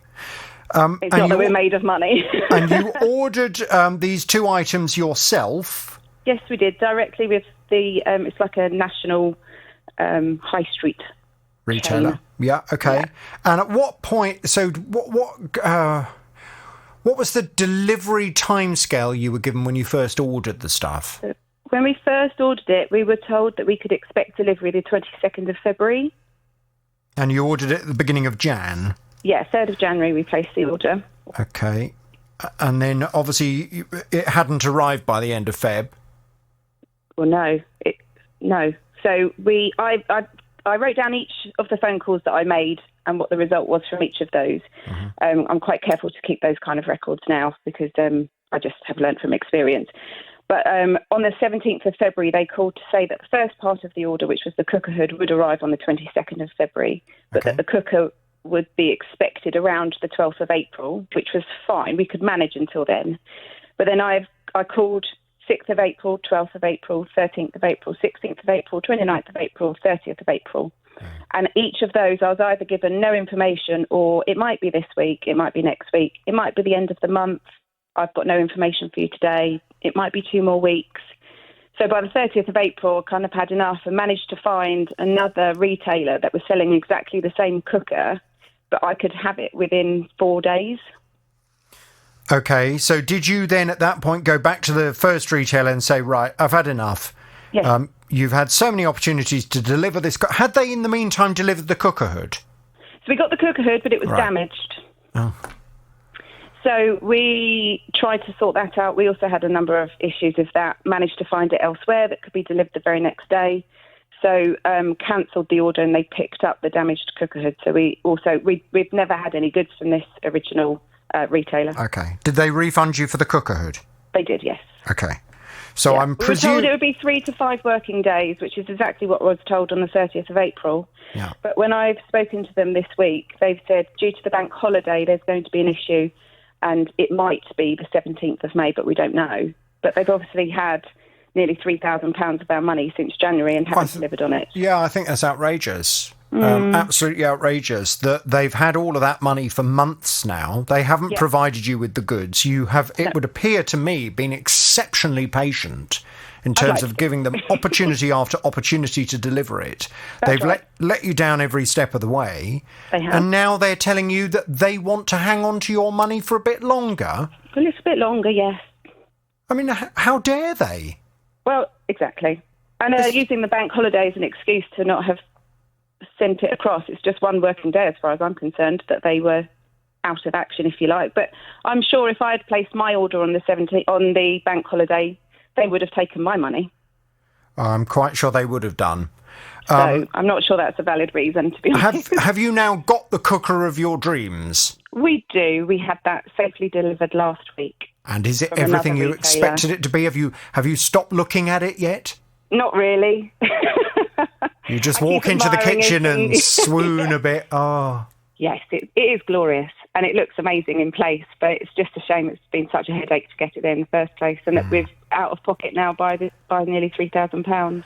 Okay, well, look, you've done the right thing in coming to me. Let's see what we can do. Tara, can I please pass Lisa back? Can we get some detail? Let's get a call into this retailer and just find out what on earth they're playing at. How dare they hang on to nearly £3,000 any longer? Absolutely. They've had it for months. Can I ask you, Lisa, have you had all of your ovens on at the same time? All the bits, the grill, the main oven, the other bit, have you had them all going? But I'm ever so tempted now you've said it. Christmas. Yes, definitely Christmas. Before Christmas, definitely before Christmas. Really? Oh, wow. We just got to have enough people in the house, haven't we? I was going to say, you need more than the rule of 6, yes. Exactly that. Maybe Monday. Or 6 with massive appetites. Yeah. That's right. Okay, well, look, Lisa, hang on there. I'm going to pass you back to Tara. I'll get a call into the company straight away for you and try and get this sorted, okay? Now, Barry came to me. He was telling me that someone new moved in next door. He lives in a mid-terrace property with this other house next door, and they share a driveway. But it quickly became apparent there's going to be a bit of an issue with this neighbour. 2 weeks after they moved in, a skip arrived on the driveway. A couple of days later, a load of doors inside the skip. It's on his land. A couple of days later, I've come home from shopping, and there's a van on the shared bit of driveway unloading other building materials into the skip. I couldn't park on my driveway because obviously the van's in the way. And then about a week later, I'm blocked again by another van unloading a load of rubbish out of the back of it. The plot thickens. The person who lives next door, who's renting next door, actually works for this building company who are putting all the rubbish into the skip.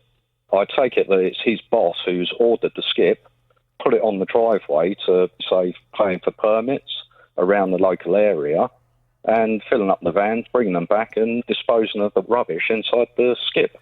Well, Barry is obviously not happy about this. I mean, not only is he unhappy about constant vans driving up this shared driveway and offloading all of this stuff into the skip, he says he's been blocked in a few times, and he's also very worried that, he's going to end up with punctures in his car tyres, because inevitably, if loads of old stuff is being chucked in a skip, screws and nails and things like that will fall out and will end up on the driveway, and Barry can see some big bills in the future. Now, aside from all of that, this is just not acceptable. And a lot of you were contacting the programme after Barry was on last time, suggesting that this looks as if it is commercial waste. Commercial waste is being dumped in this skip. And in order to dump commercial waste, you would have to have a licence for that skip to be on this driveway. And it would have to be a licence for removal of commercial waste.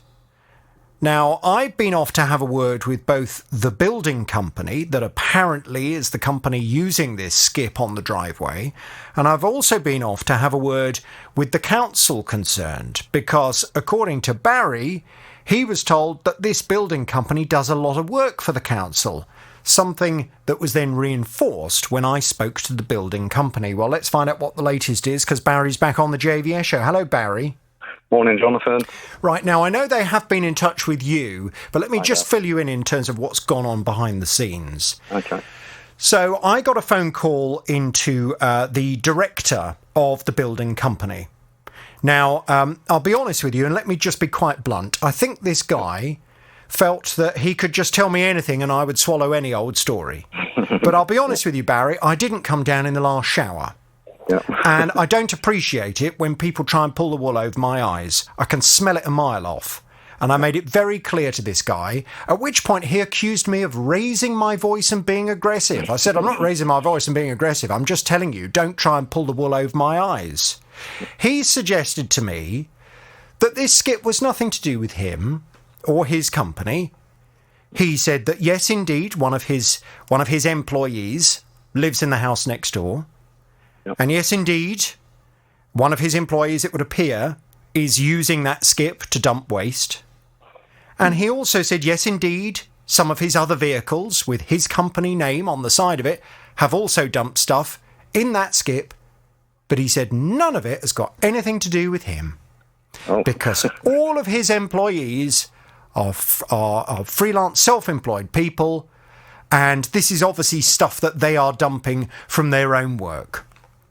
Well, it was at that point I said, right, so hang on a minute. So you're expecting me to believe that a stream of vehicles with your company name on the side of it, turning up at this property and dumping stuff out of the back of the van, has nothing to do with your company. Do you honestly think I came down in the last shower? This was the point where he then said, oh, you're raising your voice. Well, I mean, you can try and pull that one with me if you like, but it's not really going to get you very far. So at that point I said to him, well, you would need a commercial licence if you are going to use this property, if you're going to use these premises to dump commercial waste, and I put it to you that that is exactly what I feel is going on here, you would require a licence. I said, what I'm now going to do is I'm going to go off and have a word with the council, Milton Keynes Council, to ask them for their response. At which point he said to me, oh, well, you can do that because I do a lot of work with Milton Keynes Council. and it's suggested from the way he said it as if, well, you can go and have a word with Milton Keynes Council because I'm on good terms with Milton Keynes Council. I do a lot of work with them. Yeah, that's pretty much what I got from when I phoned them up last time about the whole situation was exactly the same, Jonathan. Okay.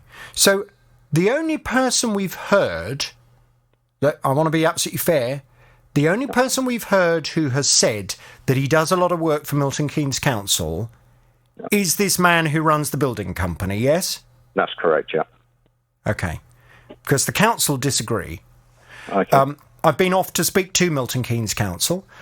They've come back with a short response. They say, we have been in touch with Barry and we will investigate the issue.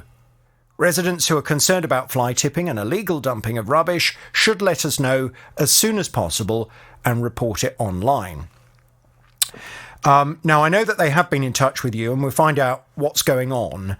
But obviously, I went back to them and wanted to clarify what kind of relationship the council has, if any, with this building company. Because certainly the building company suggested to me that they work for the council.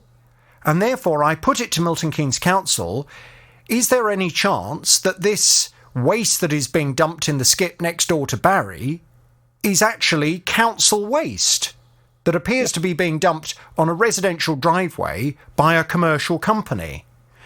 Well, the council have come back and they have said that this particular construction company are not contractors for Milton Keynes Council. Okay. So we can only assume then he's telling us lies. that the contractor is not being accurate when he says he does a lot of work for Milton Keynes Council. Yeah. Because if you do a lot of work for Milton Keynes Council, I know who you are. then surely you would be classed as one of their contractors. Yeah. Now, what have the council said to you? Because I know you have now had a phone call from them. Yeah, they've informed me about there could be a criminal misjustage that they're causing. So there's a couple of things that they could prosecute with, being that they're sticking the skip on the driveway and the transportation of the waste backwards and forwards and that.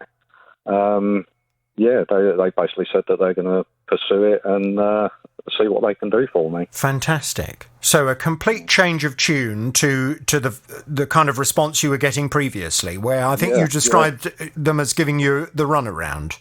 Pretty much, yeah. It's been a fantastic response since. So I can't fault them since. And also an update as well, Jonathan. The skips disappeared yesterday afternoon, and the new ones arrived. Okay.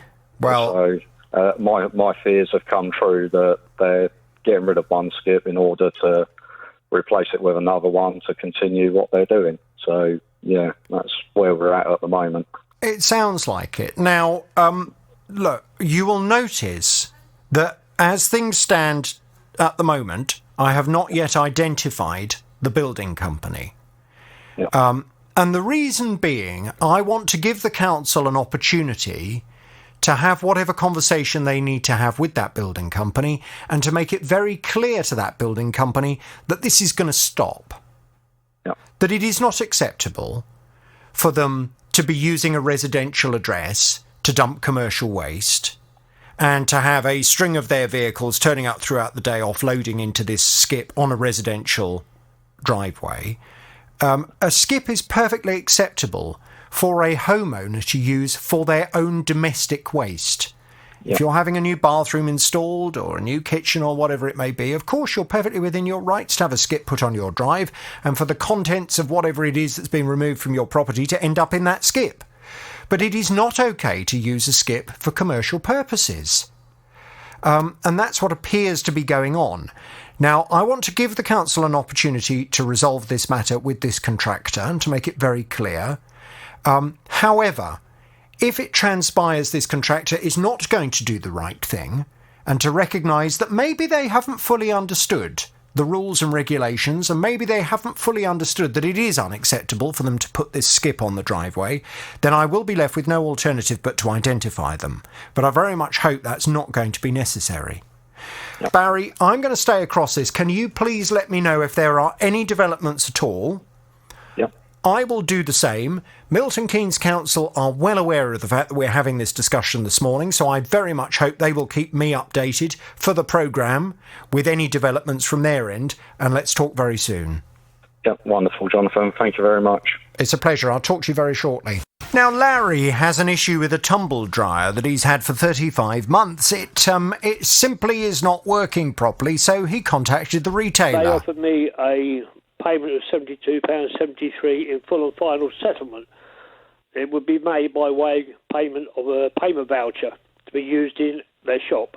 Because I'd been in touch with you, I wanted advice from yourself before I contacted them again. It's not so much the amount they've offered, because I understand from listening to your programme before, about the wear and tear over the 35 months I've had it. I accept the value.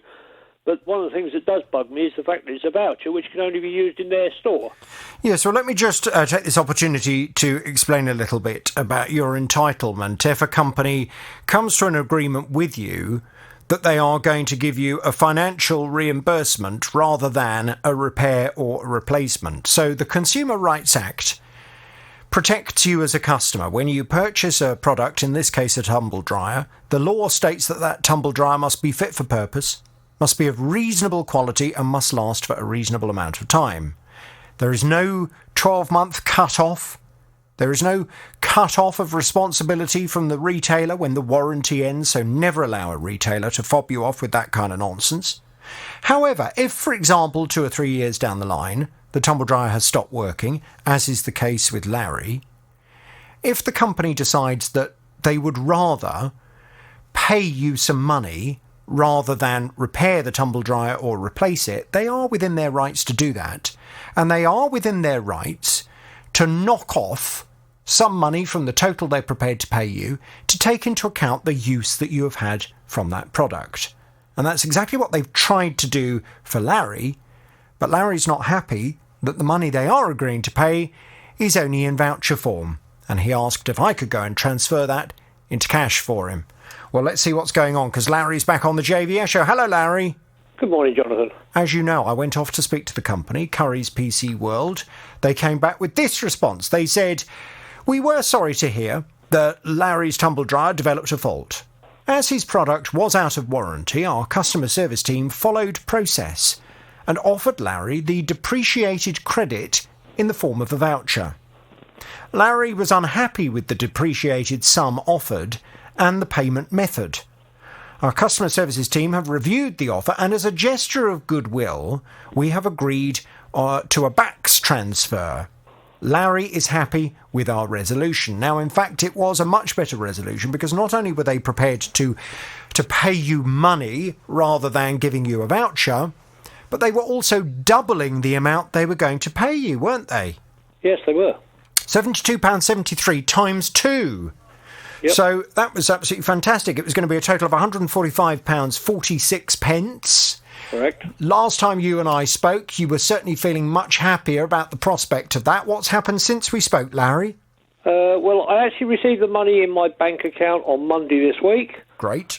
I've been in touch with the repair company that I spoke to you about, and Okay. as we speak, I'm waiting for the guy to turn up to repair it. Oh, that's interesting. So now this repairer you mentioned, who is going to come out and have a look at it, the reason why that's an attractive option is that this repairer is not going to try and repair it, and he's not going to charge you anything if he doesn't think it's worth it. Correct. Right. So, well, we'll have to wait and see, I guess, won't we? As I said to you before, though, he has been recommended by a member of the family, so he is a reliable company. What are you going to do, just out of interest, if he turns around and says, "Yep, I can get this fixed, I can do that, no problem for you. The cost of my labour and the cost of the part is going to come to £200. Well, I do know what his labour... the total cost for him to come out and check it out and actually do the work is £84 plus parts. Right. So if it comes, from what I've seen on the internet, if it's what I think it is, I believe the part might be worth about £50. So it would be within the £145 that Currys have paid me, and I'd be quite happy with that. Right. It means I've got it repaired for nothing, basically. What part do you think it is that's failed, then? Well, I just think it's the heater element. Yeah. Right, because it spins, doesn't it, but it just won't heat. Yes. It's possible it could be a computer fault. That's the worst case scenario, I think, because if it turns out to be the printed circuit board or whatever, computer element to it, you know what they're like. I mean, they can end up costing a lot more, so it then wouldn't be worth it. And if that's the case, do you get to make the decision as to whether it's repaired or not, and therefore whether you need to pay this man? Oh, yes. Yeah. But surely he's going to want something, isn't he, for coming out for his time? He does have a £36 call-out charge, which I'm quite happy to pay. Oh, OK. So it's £36 just to have a look at it. Yeah. That then goes up to £48 to actually repair it, irrespective of how long it takes him. Right. OK. Well, I mean, the only thing that's slightly concerning me is what these things can be like. Sometimes what should be a straightforward thing ends up costing you a whole load of money just to try and get a tumble dryer that was on its last legs anyway going again. Yeah, I understand that. Only for it to break again in a few months' time, and then you're back to square one. So, I mean, that would be a bit of a problem. But look, I think you're going to have to, if this guy is well recommended, I think you'll just have to take his professional judgment whether he feels it's worth repairing or not. and you can then decide what to do. Yeah, the one thing I will check with him is whether his work comes with any sort of guarantees. Yes, and any guarantee on the part that he fits as well. Yeah. Just in case it does go again. Well, Larry, will you keep me in the loop? I mean, I'm gonna thank Curry's PC World with all of that for getting the money to you. I will retain a final honk for when you're able to tell me that the tumble dryer is all up and running and you're a happy bunny. Yep, I will do that. No problem. Lovely. Okay, Larry, good. And then I'll be round with a few bin bags full of towels and stuff for you to dry. Is that okay? Yeah, that's fine. Seems like a fair swap to me. Thank you very much. Now to Colin. Colin's oven stopped working while he and his wife were doing the Sunday roast. This was, about 2 months ago now. The oven was 5 years old at the time, so he contacted an independent local repair company, and an engineer came out the very next day. He came, he had a look, he said, yes, the element's gone. He checked, he didn't have one on board his van, but he said that he could get one in a few days. Since then, I've made repeated telephone calls to them, and I get nowhere. Well, what on earth's going on? If you've been following this case, you will know that I've had numerous email conversations with this company to try and find out what's going on. Colin's back on the JVS show. Hello, Colin. Good morning. So the company said that they had experienced a delay with the part, and they apologised. They said that their communication wasn't as good as it should have been. But in effect, they were kind of saying, look, we've done everything we possibly could, apart from communicating what was going on a bit better with Colin. They said the problem is now we don't believe we can get hold of the part. We believe the manufacturer has discontinued it. So they came up with an alternative solution for you, which was to come round with a much more expensive universal part that they were confident would work with your cooker.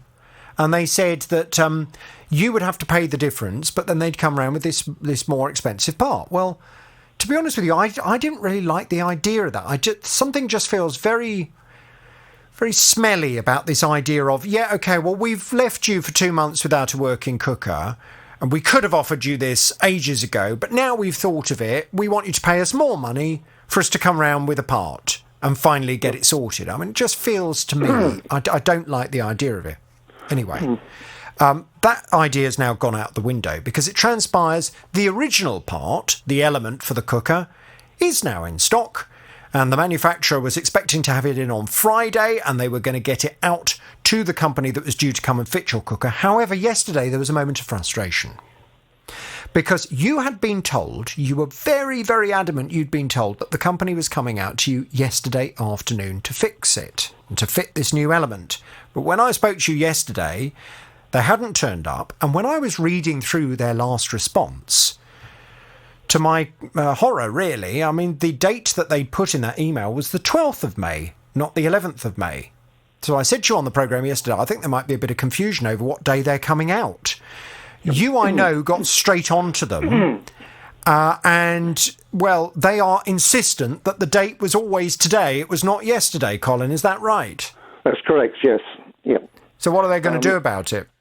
Well, I spoke to the lady at the company, and we kept going round in circles because I kept saying, you know, I know it was Tuesday, I know it wasn't Wednesday because I knew I was out Wednesday afternoon. She is insistent that it was Wednesday. So I thought, well, this is a conversation which is a waste of time. And at the end of it all, they weren't going to come yesterday. That was obvious. So today was therefore now the day that they're going to come. Now, the important thing is, did she confirm to you, because after all the time you've waited, I mean, you know, an extra day in the grand scheme of things, yes, it's frustrating and it's annoying, but it's not the end of the world considering how long you've waited. I agree. The most important thing is, have they got the element now that will fix your cooker? Yes, they have. Oh, thank goodness for they that. Actually physically have it. Good. So we agreed that they will come to this afternoon. Mm-hmm. But I said to the lady, as you suggested, you know, can they sort of prioritise things? Can they move it forward? Because I need to go out in the afternoon, etc., etc., etc. And the answer was no. The engineer concerned has 9 jobs to do today, and I'm number 6. So I'm not even a priority. Right. Well, I mean, I find it quite astonishing, really. I find it astonishing because the company, you know, they have been apologetic and they talk about their family values and, you know, they say that their communication could have been better. But in terms of... They don't seem to do anything, No, do they? They don't really. They don't seem to... I mean, as I said to you yesterday, if this were me, if I was running this company, I would be saying to you, do you know what, Colin, we're really sorry. You have been waiting far too long. Our communication has been rubbish. We haven't been good enough at all in keeping you in the loop in this. So what we're going to do, we're going to refund you for the part...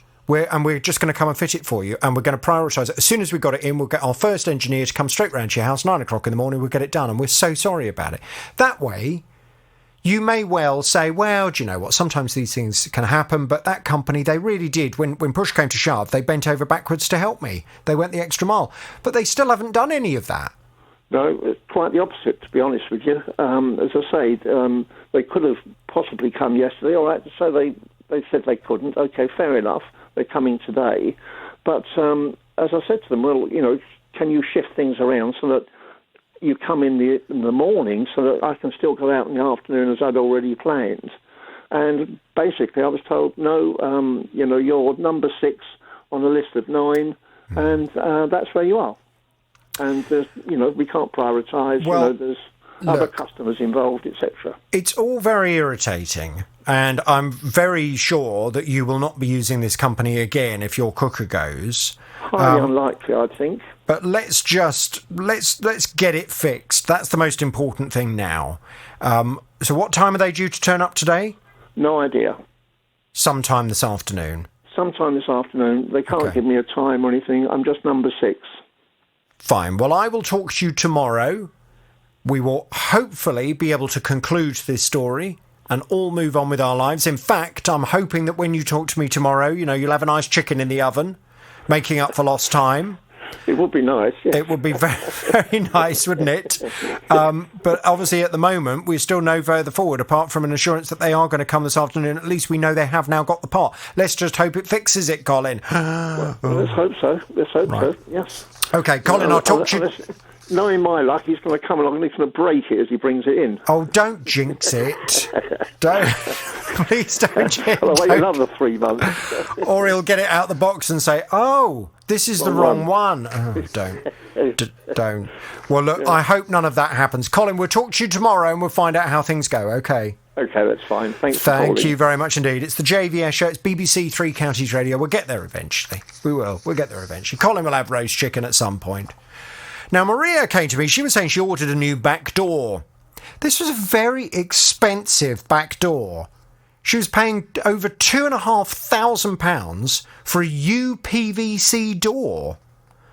Now, to be fair, this did also include a window at the side of it. She paid a deposit of £575, and this was in September of 2020.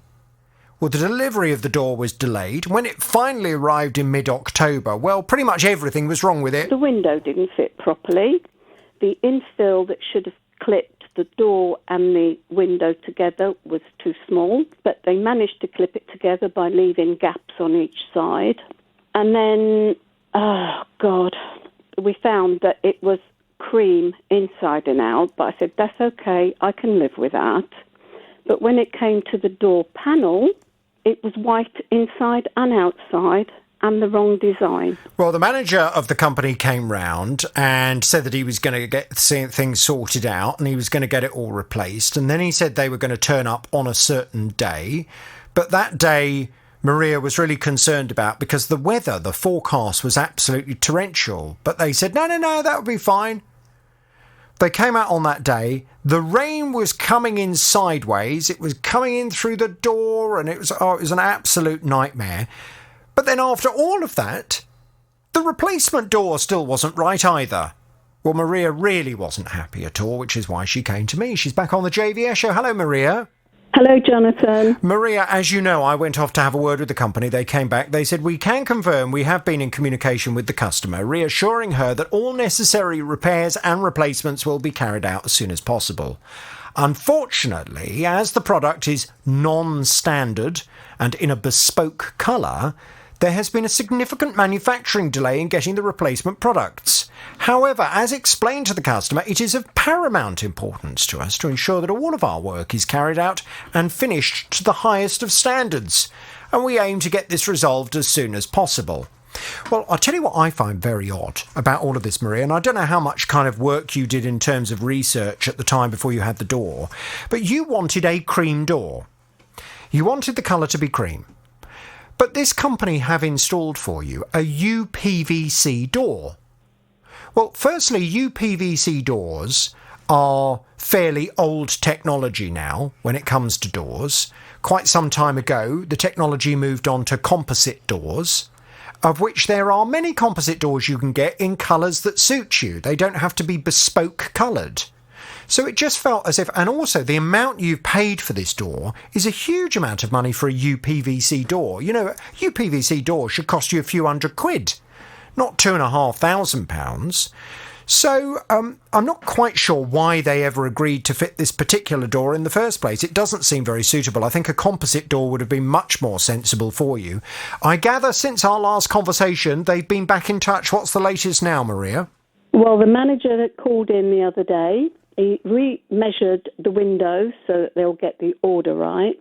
And then I asked about the actual door, and I said, you know, I want colour to match. I don't want it. Said, well, they've done in different ways. There'll always be a shade different. So I said to him, can you do a door that's without a panel in it, so I don't have the colour combination wrong? And he said, no, we don't, apart from composite door. I said, what is a composite door? I don't know. Have you got a picture to show me?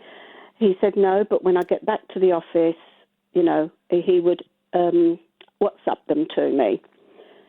So they are going to redo the whole order, but this time I will have a composite door with the window that I originally had with the LED design, and yes. And it should all be okay. Now, I said I wanted the whole thing ripped out, you know, even the trim. And he said, well, the trim looks good. We don't really want... I said, well, how are you going to get it out? It's already been silicone.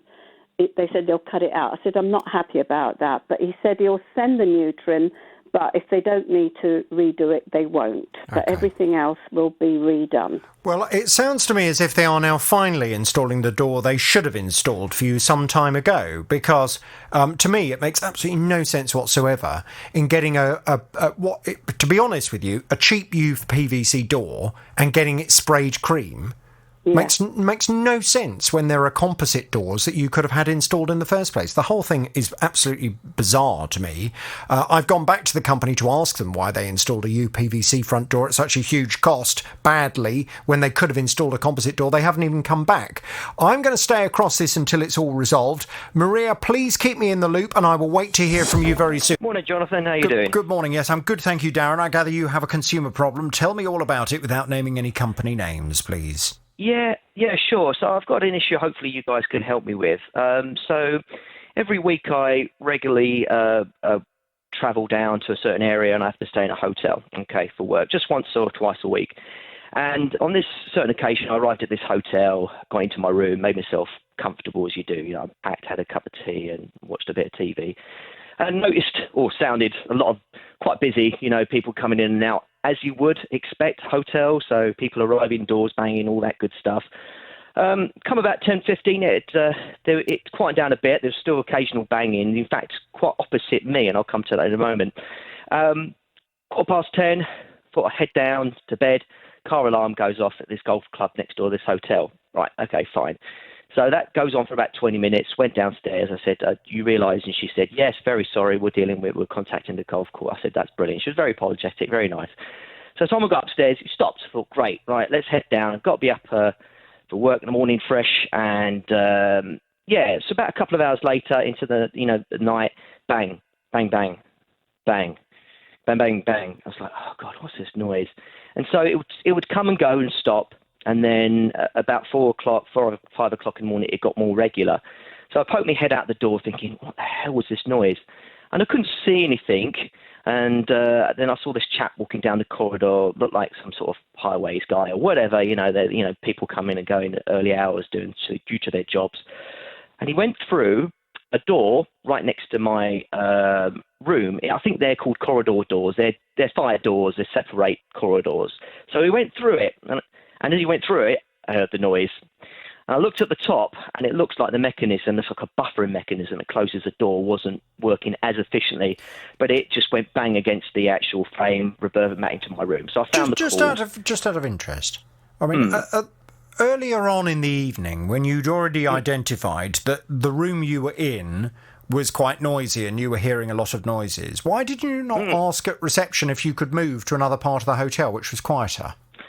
I basically thought it was normal. I got there about 5 or 6 o'clock in the evening, so people are coming and going. And also with COVID, Jonathan, people are going out and getting bits from takeaways and bringing them back. So, and the restaurant had opened actually next door, believe it or not. So anyway, I thought this is kind of normal stuff. People tend to sort of quieten down about 10 or 11 and get to bed. So, and is this the hotel you always stay in when you go to that part of the world? Sometimes, yeah. Mostly, I stayed there this week actually, but I do stay in different hotels in that area and location. So it's not all the time. I've done it more often than anything else because it's location to where I work on that point. But anyway, so I didn't think much of it, to be honest with you, John. I thought, people come and go in a hotel. It's a busy thing. But after about 10 or 11, you expect people to sort of, die down a bit, get to sleep for their work process. Anyway, so I went back into the room and, I heard it, and as people leave early, as I said earlier. And then 6:45, the lawnmowers kick off on the golf course as they do to mow it. And I'm a golfer, so I know what it's like. So at that point, I sort of put the coffee on, packed up, and went downstairs and, checked out. And the lady said, quite nicely, did you have a good night's sleep? I said, well, to be honest with you, I didn't actually. And I told her all the details. She said, I'm very sorry, very apologetic. She said, we'll make a note of it. I said, that's fine. So I went to work that day and spoke to one of my colleagues. He said, "You do realise that hotel has a good night's guarantee sort of thing?" I went, I didn't know that, and it's the first time I've ever thought about looking at that. And he goes, "They do." So I called the hotel up 2 days ago, spoke to a very friendly lady, and she said, and I told her all the bits as I've just told yourselves, and she said, "Oh, I'm sorry, you don't meet the criteria." "Oh, what do you mean?" She said, "You should have complained prior to the issue happening in the middle of the night." I went, I don't get that. I said, why would I want to complain about something that hasn't happened yet? It's like me going to an airport and going on a plane and saying, well, the flight was terrible before getting on the plane. Or going to a restaurant and saying, I'll have this food, please. And then saying, oh, the food was horrible without even getting it put on your in front of you and eating it. So I said, well, that's a bit ridiculous because I didn't realise, what this banging would be or where it was from. She goes, I'm sorry, but that's our criteria. I said, fine. And she said, I said to her, look, I'm going to make a complaint about this because you're not off, meeting your guarantee. And I think this is the first time I've ever done this, and I really had a bad night's sleep. And she said, that's fine. I said, I'll complain to my local radio station if that's okay. She said, yeah, that's fine. She was very nice, but I think she was reading from a cue card, some form of template for response. But and that's it, really. So, yeah, can you help me, please? Well, what do you want me to do? Because I can't, I can't take you back in a time machine to that night and shut everyone out. No, of course not, and I wouldn't expect that, Jonathan. All I'd like, okay, so the hotel will say, very sorry, you had a bad night's sleep. Under our guarantee, if you don't have a good night's sleep, we'll offer you either a refund or another stay. And I stay there regularly, so I'm quite happy to have another stay at the hotel. That's it. Right. And we're not talking about masses of money here, Jonathan. We're talking about £43 for the night, I see. So, and it's the first time I've ever complained about this. So. And look, the only thing is, and what I need to try and work out is whether you gave the hotel any opportunity at a time when they could have done something to turn you from an unhappy customer into a happy customer. Did you? Because there was one particular, I went to New York once and I moved rooms 7 times in one evening because I found fault with every single room they gave me, and I kept going back down to reception. I said, no, I'm not happy with that room because it smells of cigarette smoke or this, that, and they had to move me. But I kept going down and complaining until finally they found me a room that I was happy with. But Yeah, I I've gave had that them the before as well. I gave them the opportunity to resolve the matter. I didn't kind of put up with the first room, hate it, and then come down the next morning and say, well, I hated that, because they could have quite rightly at that point said, well, why didn't you just let us know and we could have moved you? Why, when at 11 o'clock at night when you started hearing the banging, why did you not pick up the phone on the side of the bed and phone reception and say, what's going on? I feel like my room is next to Piccadilly Circus here. I've got banging, I've got crashing. I'll put up with it all evening, but now it's 11 o'clock at night and I'm still getting banging. I've got to be up for work first thing in the morning, at which point they could have then said, well, look, we can either comp your room or we can move you. What would you prefer?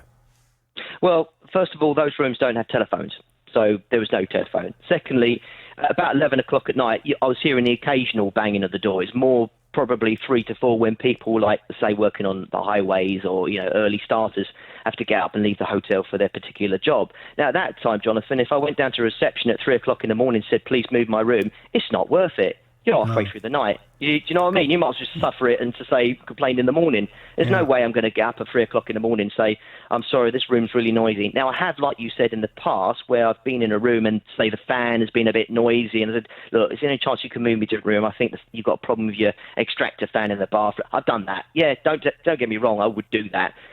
But come 11 o'clock, I was hearing it not that often, but then into the night when people were starting to get up and leave because of their jobs, which is absolutely fine.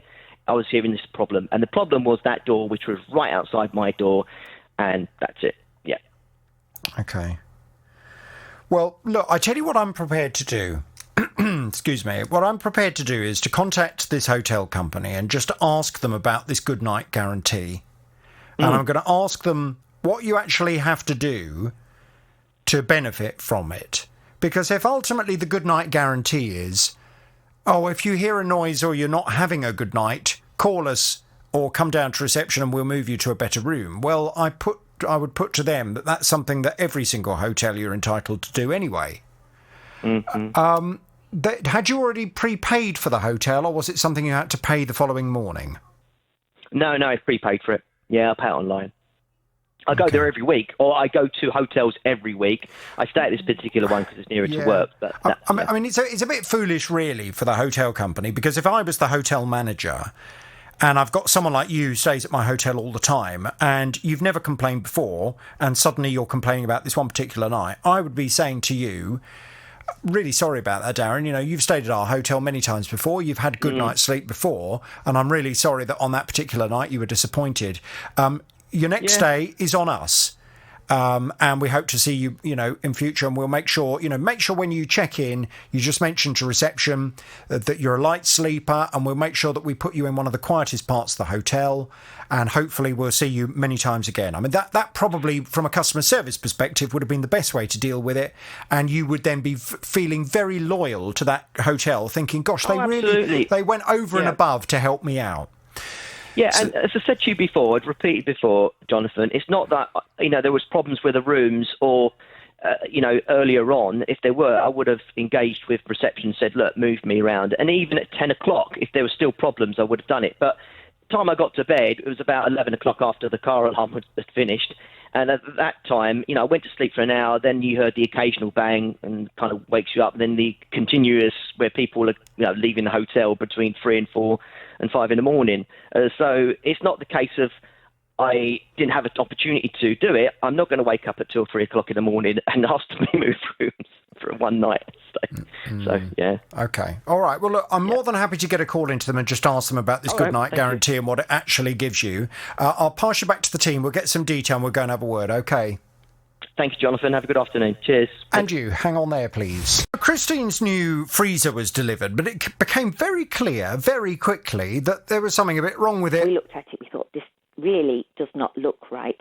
And we'd seen that the front of the drawers were frosting up, and down by the side of the door, it was all getting frosty. And after the bank holiday, we phoned the retailer, and through their automatic system, it took us through to the manufacturer.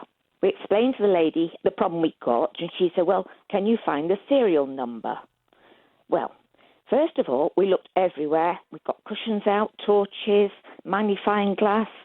We couldn't see a number anywhere which corresponded to one that she told us began BS and then numbers. And then she said, well, can you take the top off the freezer? I said, sorry, no. She said, well, I'll get a gentleman arranged to come and see you, an engineer. The earliest he can come is the 13th of May.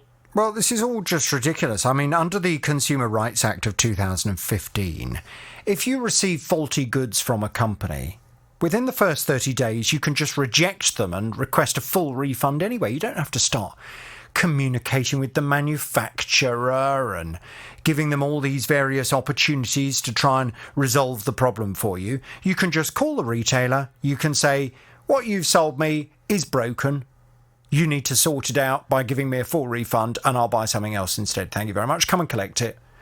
I couldn't understand why this retailer seemed to be sending Chris off to speak to the manufacturer. Ridiculous waste of time. So I've contacted them on Chris's behalf, and she's back on the JVS show. Hello, Chris. Hello, Jonathan. Hello, Chris. Right now, the retailer promised that they were going to investigate and try and get this sorted out, and I gather they've been straight in touch with you. What's going on? Well, 9 o'clock yesterday morning, I had a phone call from the Chief Executive's Customer Services, and they said, we want to get this settled. We're going to organise a replacement and we'll take the old one away. And she said, when can we do it? And she said, the first date we've got is Friday. I said, fine. So they're actually coming tomorrow. Brilliant. So there was no more of this, go off and speak to the manufacturer and they'll help you. No. And thank you so much for bringing it to the attention of the Chief Exec. I've always found that's the way to do the best things, because you do tend to be bounced from pillar to post, don't you, otherwise? Well, I believe if you can, go straight to the top, yes. Yeah. Going to the top normally gets matters resolved. And I'm very grateful to the company that they seem to be doing that with you now. So that's tomorrow then. They're coming out. They're taking away the new one. Will it be the exact same one? Yes, it will be. Brenda is partially sighted and was moving into a home that was more suitable for her. Her daughter organised it for her, and Brenda paid £1,200 in advance for a removals firm to pack up and relocate all her belongings. It was an easy move for them because they're all fitted wardrobes here, so didn't have to bring any of that sort of thing. It was quite a small van that came. But the mess they left, I mean, I was in a terrible state because obviously you exchange the contracts and it's completed. So I had to be out by a certain time. So then I rang the estate agent to explain what had happened. And he said, just a minute, I'll see what we can do, because he'd literally just a walk down from where I lived. So I went and he said, don't worry, I'll get this. So he got a removal company in. And I said, but the place is such a mess. So they came in with their mask and they cleaned up and then they took everything over here. It was absolutely awful. I mean, I actually feel shaky now thinking about it. Well, Brenda ended up having to pay over £400 more in a combination of money to the new removals company to move the rest of her stuff that the previous company hadn't moved, but also the first company charged her a late fee because she arrived at the new property late, because she was still packing up the stuff that they'd left at the previous property. Well, as you can imagine, Brenda was very unhappy about all of this. She's on the line now because I've been off to have a word with the company concerned. Hello, Brenda. Oh, good morning, Jonathan. Now, what's rather interesting, you did suggest when you spoke to me on the programme before, this was a very big, well-known company that does removals. Yes. I'd never heard of them before, just so you're aware.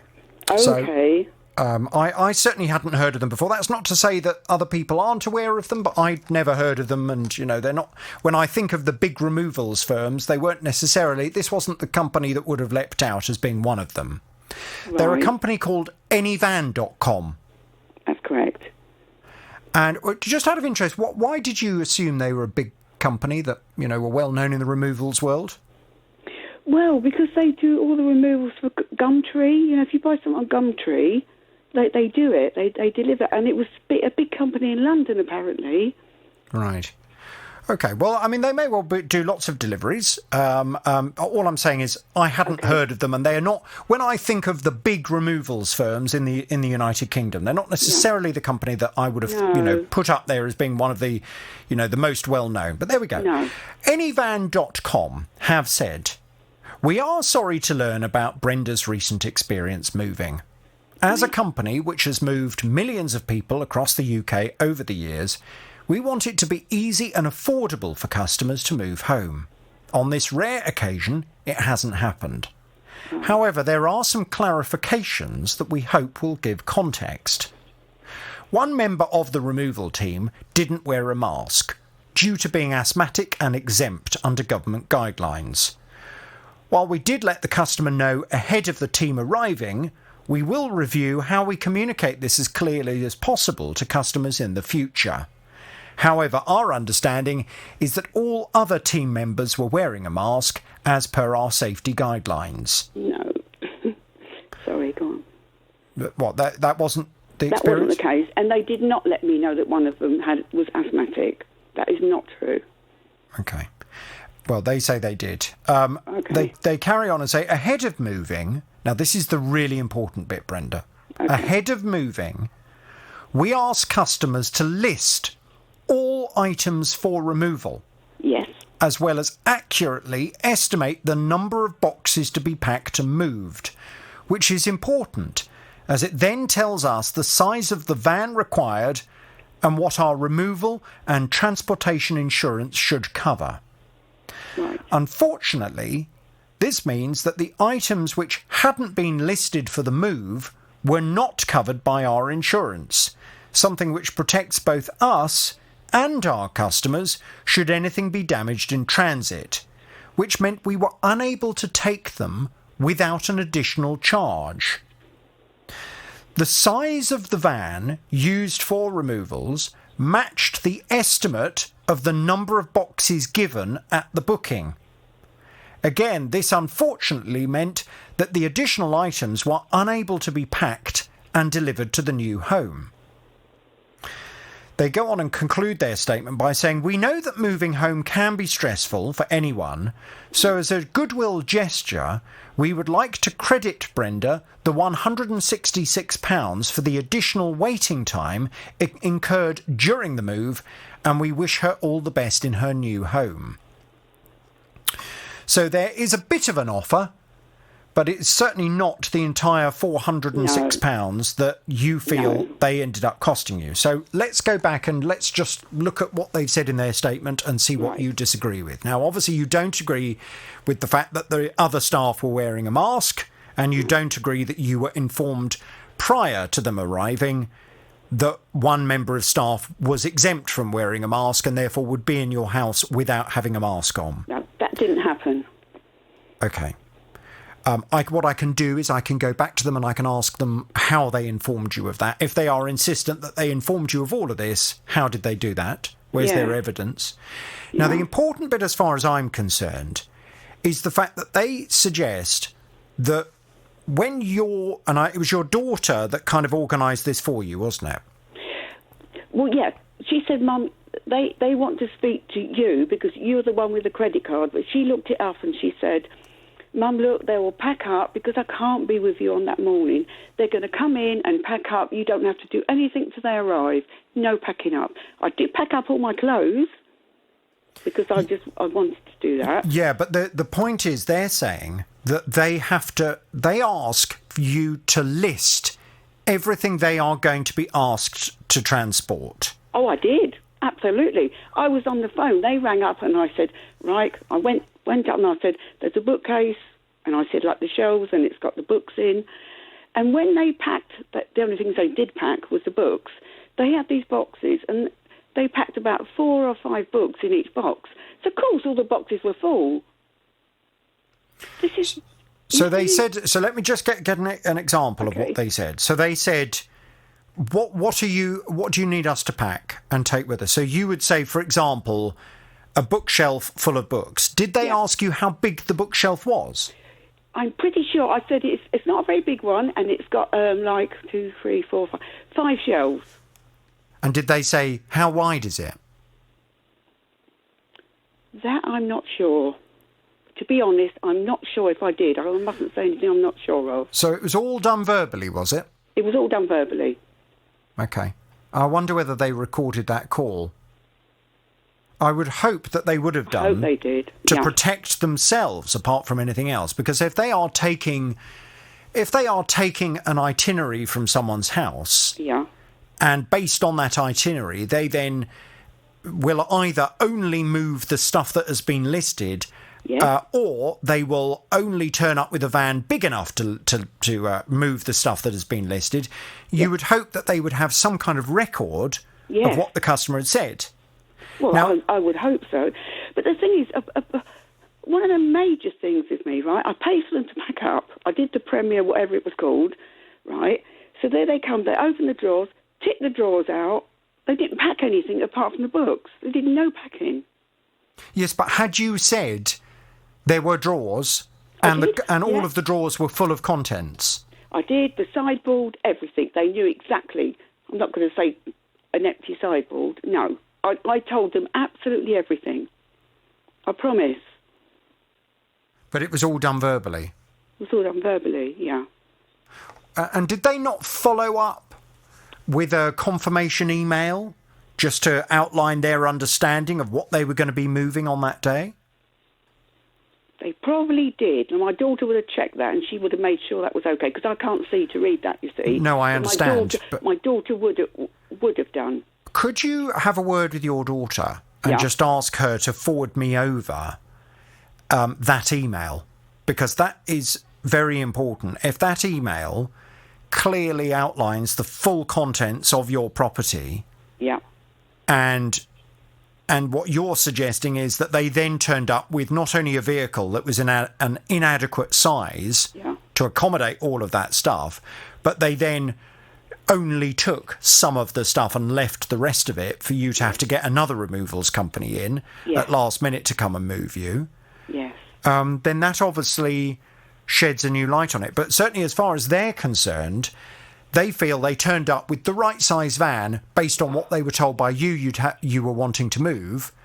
They packed what you told them they were going to be moving, and they couldn't transport anything else other than what you'd already told them you wanted moving. Right. They didn't even take my fridge freezer. The other people had to take that because they said there was no room in their van. And the fridge freezer, again, it was something they were told about? Yes, absolutely. I said it's a large fridge freezer, and they said no. The other people, the other removal, you know, it was high and dry. I'm really quite emotional thinking about it again. How can they get away with this? Well, they say they haven't done anything wrong. They say that they turned up with a vehicle that was the right size for what they'd been told they needed to move. They moved what they'd been told they needed to move and what they'd been pre-warned of, but they couldn't take anything else because A, it wouldn't have been insured, and B, the vehicle wasn't big enough. What about the box? There were so many boxes, they said, right, for the different things, and the books. You don't put four books in one box, do you? It depends how big the box is. They're quite big. Right, so these were big, proper because the trouble is they're all different sizes of removals boxes. Yeah, but four boxes, that would have taken at least 20 of these little books that I have. Even though I can't see, I still have my books. Okay, well, look, what I need in order to take this any further forward, so they've put this offer on the table of £166. Right. Which was the extra they then charged you because you were late turning up at the new property because you then had to get another removals company to come in at last minute and help you. Yes. They're giving you that money back, but they don't appear prepared to give you the additional costs that you incurred because they don't feel it's their fault. What we now need to do is to obtain evidence that it was their fault. If what you're saying is correct... It is correct. I need to get evidence of that. So what I will do, can you have a word with your daughter and ask her to send over the itinerary of everything that was listed by email? Right. I will go back to them and I will ask them for a copy of the recording of the telephone conversation that took place with you. Yes. That based on what you're saying will clearly have a full outline of everything that was in your house and needed to be moved on that day. Yes. And when we've had a chance to listen to that and see the email, we'll then know who's telling the truth and who isn't. Right, well, I can assure you I'm telling the truth. Brenda, I'm not suggesting you're not. No, I know. But I'm obviously sorry. I just get quite upset about this. But at the moment, you know, your version of events is quite a long way away from their version of events. And I need to try and find... I wasn't there at the time. I don't know what was agreed. So to be fair to both parties, I now need to find out whose version of events is correct. Okay. Okay? Yeah, okay. Leave it with me. I'll let you go and speak to your daughter. The company, I'm fairly sure, will be monitoring the programme today anyway, so hopefully I won't even need to go back to them before they've already started the ball rolling in terms of getting a copy of the telephone conversation that took place on that particular day, and let's take it from there. Poor, long-suffering Colin. Oh dear, poor Colin. Colin's oven stopped working while he and his wife were doing a Sunday roast a couple of months ago. Now, the cooker was about 5 years old, so they contacted a local repair company, and the very next day an engineer came out. He came, he had a look, he said, yes, the element's gone. He checked, he didn't have one on board his van, but he said that he could get one in a few days. Since then, I've made repeated telephone calls to them, and I get nowhere. Well, it's extremely frustrating. He'd been left for so much time without a working cooker. I went off to have a word with the company. Colin's back on the JVS show now. Let's find out what the latest is. Hello, Colin. Good morning, Jonathan. Good morning to you. Now, before I try and make any judgment based on the tone of your voice as to whether you're a happy bunny or whether this is still going to be a nightmare, let me just recap where we're at, because I went off to speak to the company. They were apologetic and did accept that communication hadn't necessarily been as good as it should have been. But in effect, what they were saying was, we in good faith ordered the part in, the part hasn't arrived, it's not our fault, the part's on order and we're waiting for it. But then they came back and said, but unfortunately we've now been told that the manufacturer's not making this part anymore, so we can't get hold of it. So they then contacted you and suggested to you that what they could do instead was to order a generic part that was much more expensive, but they reckoned that would then fix your cooker. Well, you kind of agreed to that, but you weren't very happy about it because, and I can understand why, you were thinking, well, why have I got to pay more money? You know, I've been left without a working cooker for 2 months now. Now they're trying to ask me to pay even more money. So I went back to them again. In the meantime, it transpired that the manufacturer was getting some more of the elements in for your particular cooker, and in fact, they were due to get the elements in stock on Friday of last week. So the company then changed their tune and said, OK, well, look, that's fine. If the parts are coming in, as soon as we've got them, we'll get out to Colin's house and we'll fit one of them and we'll get his cooker up and running. But when I spoke to you yesterday, you still weren't best pleased because although they were due to turn up yesterday afternoon, it became apparent that you were number 6 on the list that day. So much for being prioritised as a customer. Well, they were due to turn up at some point in the afternoon. Colin put us all out of our misery. Did they turn up? They did indeed, yes. It was about 20 to 1. Yeah. They turned up. Yeah. The man came in. He had the part with him. He didn't break it. It wasn't the wrong part. And he came in, fitted it in the cooker. He was in the house for a total of 6 minutes, would you believe? And we have a working cooker. Oh, thank goodness. Did I just hear your wife in the background say, yay? Yeah. She's delighted, is she? I mean, they're a dreadful company, let's be honest. I mean, they couldn't organise anything, could they? I think they must be run by Mr. Bean or Basil Fawlty or something, because their organisation's awful. But nevertheless, we do have a cooker. It is up and running, but it's taken 3 months, basically. Look, to be fair to them, it's not their fault if the part doesn't arrive.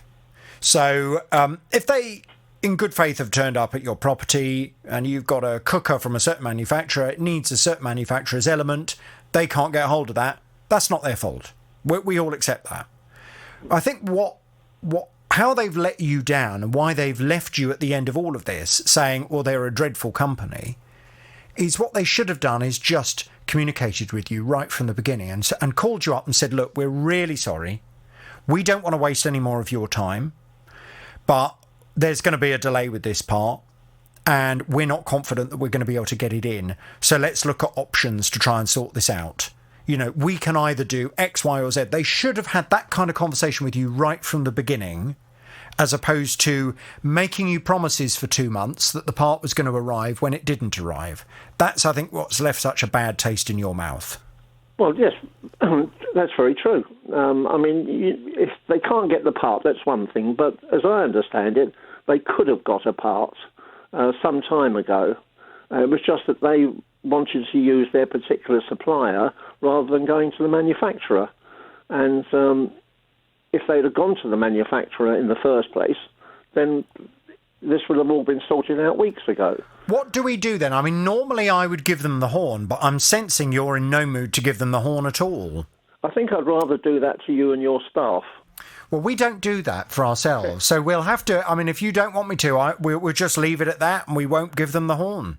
Well, I don't think they deserve it, because at the end of the day, it was almost as if they were forced into a situation. If it wasn't for your team keep on at them and giving me sensible advice, so that I contacted the manufacturer and was able to then tell them that they could get the part, because they weren't even aware of it.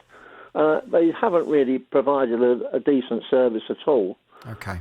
All right. Well, listen, I mean, how we'll conclude it then, I will just say to the company, thank you for finally getting it sorted, but as you've heard, Colin's not happy, and he certainly won't be using you again. Colin, let's hope that you will have many more happy months or years of roast dinners in your cooker.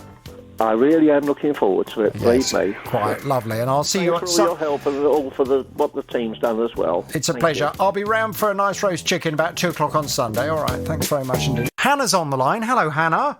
Hello. Hannah, I gather you have a consumer problem, an emergency consumer problem. Tell me all about it without naming any company names, please. Okay, so basically yesterday I got home after dropping the children off at school. I was with my dad at the time. And all of a sudden we heard this horrendous noise. It almost sounded like a wall was being knocked down somewhere. We both kind of looked at each other as if to say, what on earth is that? I said, the neighbours must be doing DIY or something. So I ran next door and gave them a knock, and they said, no, it's not us. We thought it was coming from your house. So I thought, uh-oh. So I've come back inside and I actually ran upstairs and looked in the boiler cupboard, and our boiler was shaking to the point where it was making the whole house shake, making this horrible rumbling noise to the point where I actually thought it was ready to explode. Oh, dear. So I've quickly switched it off at the mains, and within seconds, water's just gushing out of it, out of the cupboard, all over the landing. My dad and I were desperately trying to mop it up, and then I could still hear water running. So I've come back downstairs and there's water coming through the ceiling, coming through the light fittings. So we turned the electrics off as well. Did you turn the water off? Yeah, water's off. The electric went off as well. We had this boiler fitted last November. It was through like a government home help scheme. By a local company. So I tried calling them to see if they can help and, get someone round to take a look. I didn't get any joy with them. No one was answering the phone. So I've actually called the manufacturers of the boiler. Eventually managed to get through to them, explain what had happened. And they said, well, we can get an engineer out to you to look at it, but it won't be until Monday. Bearing in mind that it was obviously Wednesday yesterday. I said, well, that's 5 days away. I've got 3 young children here. I've got no water, no hot water, no electric, no heating. She said, well, I'll put you on the high priority list, but I still can't guarantee when someone will get round to you. So I said, okay, well, I'm going to have to leave it at that then. I then went back to the people that installed it, eventually managed to get through to them, and they said, well, no, it all has to go through the manufacturer because the guarantee lies with them now. And until they come round and inspect it and write a report and see who's at fault, whether it is the boiler or it is the installation, there's nothing we can do. So now I'm stuck with no heating, no hot water, barely any electric, just waiting for someone to come round, not knowing if and when someone's going to turn up. And even when they do, it's only going to be to write a report. It's not actually going to be to fix anything until they discover whose fault it is. But surely the two things can be combined. Whoever turns up assesses what the problem is, who's to blame for it, and gets it fixed. Well, you think, but then they've got to, if it is the installation, they've then got to go back to this company and tell them that they need to fix it. It's their responsibility. Well, look, I presume, did you pay that company that installed it?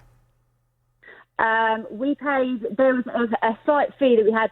We had some other work done as well. So there was a slight fee, a small fee, to cover some of the work, but the rest was through the government scheme. Right. So the government paid for the boiler? Yeah. Right. And have you tried speaking to the organisers of the scheme?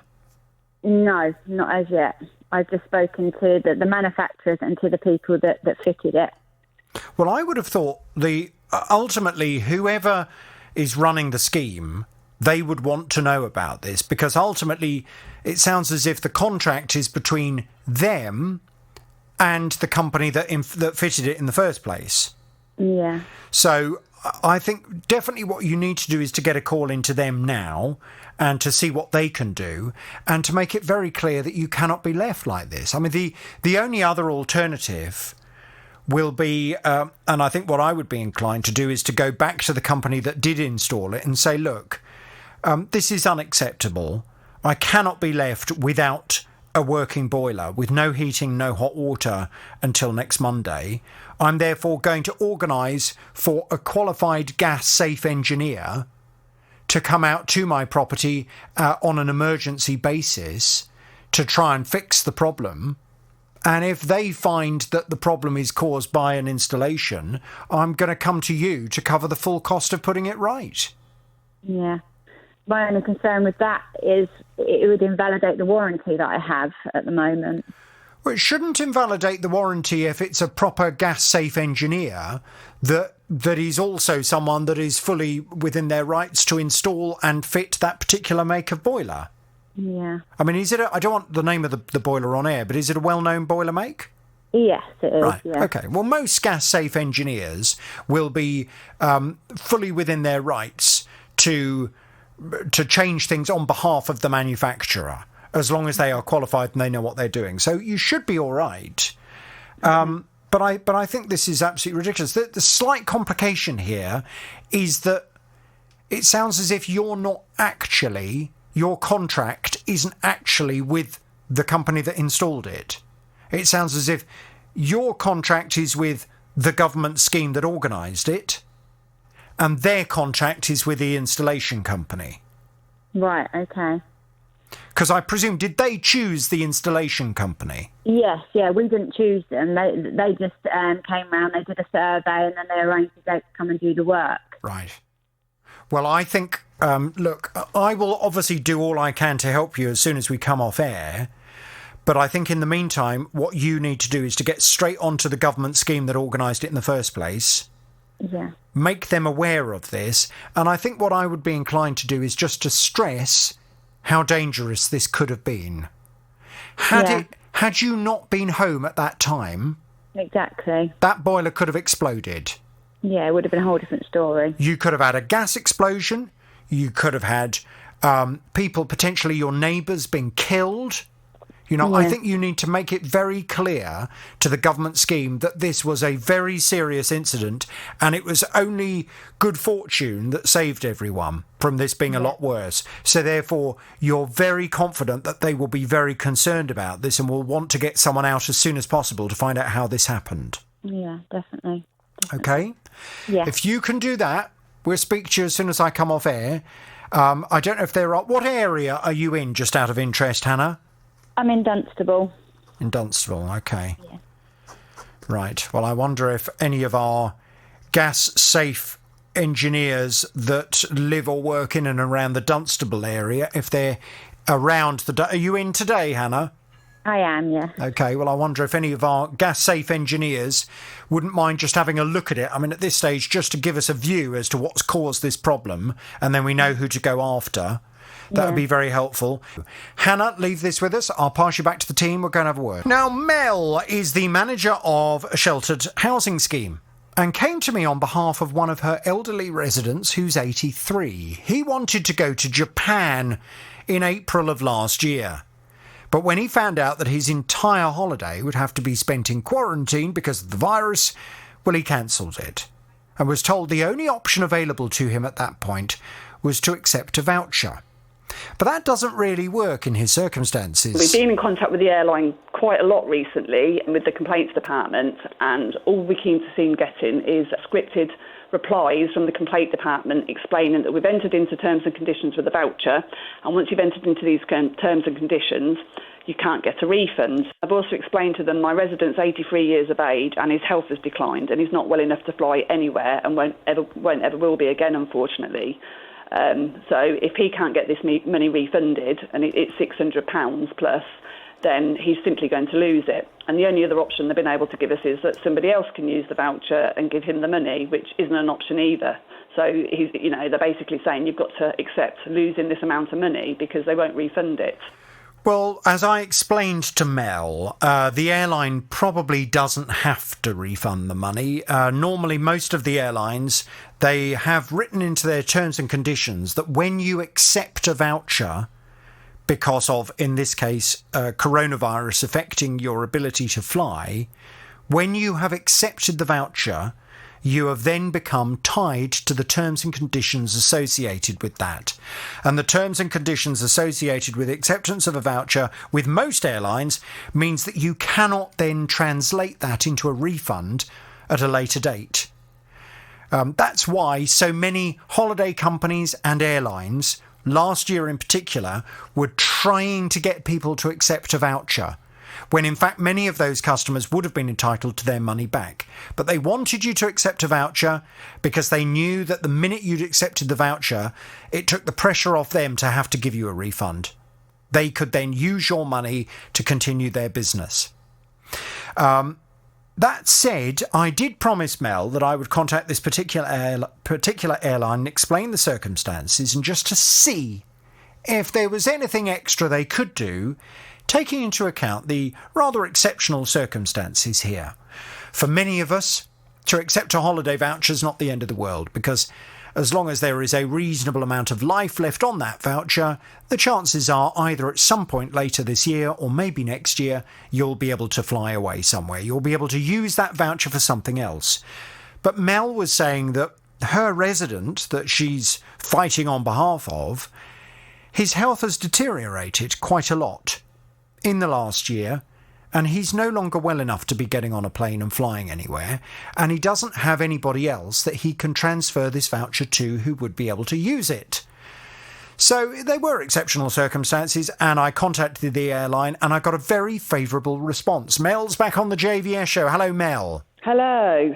Spoke to a really nice guy, and he said to me, well, look, is the passenger terminally ill?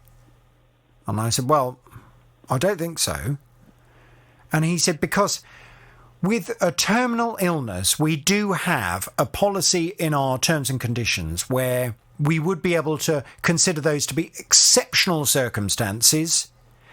And if someone is deemed to be terminally ill, we would be prepared to, bend our usual terms and conditions, and we would be able to translate this into a financial refund rather than the voucher. I said, well, no, I can't honestly say to you that he's terminally ill. All I can say to you is that he's 83 and his health is not that great now, and it means that he's not well enough to fly. That's all I can say to you, honestly. Because what I didn't want to do, Mel, is start, misleading them or, certainly didn't want to lie to them. No, of course. And I think that's probably a fair and reasonable way of putting it, isn't it? Absolutely, yes. Yes, I agree. I didn't want to kill your resident off just so he could have his money back. Yeah. But at the same time, it is true that he's not well enough to be able to jump on a plane and jet off somewhere. So I explained that to them, and this really nice guy that I spoke to at the airline, he said, OK, well, let me go and have a word with customer services and see what I can do. So he came back and he said, right, good news. I have explained the circumstances, and on this particular occasion, based on the exceptional circumstances of what's going on here, we would be prepared to change that voucher into a refund. We don't have to, but we would be prepared to. And I said, well, that's fantastic. So I gave you that good news last week, and you were very pleased about it. I hope your resident was very happy about it as well. What's happened since we last spoke, Mel? So he's checked his bank account this week, and I can absolutely confirm that he has had the refund, and he is absolutely over the moon, and he's so grateful, and so am I, for everything you've done to get this rectified for him. Brilliant. Well, I think he's been lucky, to be honest. I think he has been lucky, and I wouldn't be surprised if this didn't necessarily happen to everyone, but we will thank the airline very much indeed for going that extra mile. We will give them the horn. Mel, if you have any other problems, if your resident has any other problems, you just come straight back to me. Of course I will do, and thank you again. I really appreciate it, and so does my resident. It's a pleasure, and to the airline, I did say I wouldn't identify you, and I won't identify you. Hello, Sarah. Good morning, Jonathan. Good morning. I gather you have a consumer problem. Tell me all about it without naming any company names, please. I do. Well, during lockdown, my previous sofas kind of gave up the ghost. And so it meant that I had the difficult process of trying to buy furniture without being able to go to any stores and try it out. Wouldn't it have been sensible to wait until they reopened? We wouldn't have had anything to sit on, and we didn't know how long lockdown was going to last. What? So when you say gave up the ghost, you mean what? Completely fell apart? Yes.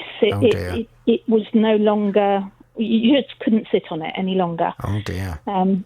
So I did a lot of research, checked a lot of things out. My husband was hankering for a recliner chair, but I found one. But unfortunately, it was going to take too long to be delivered.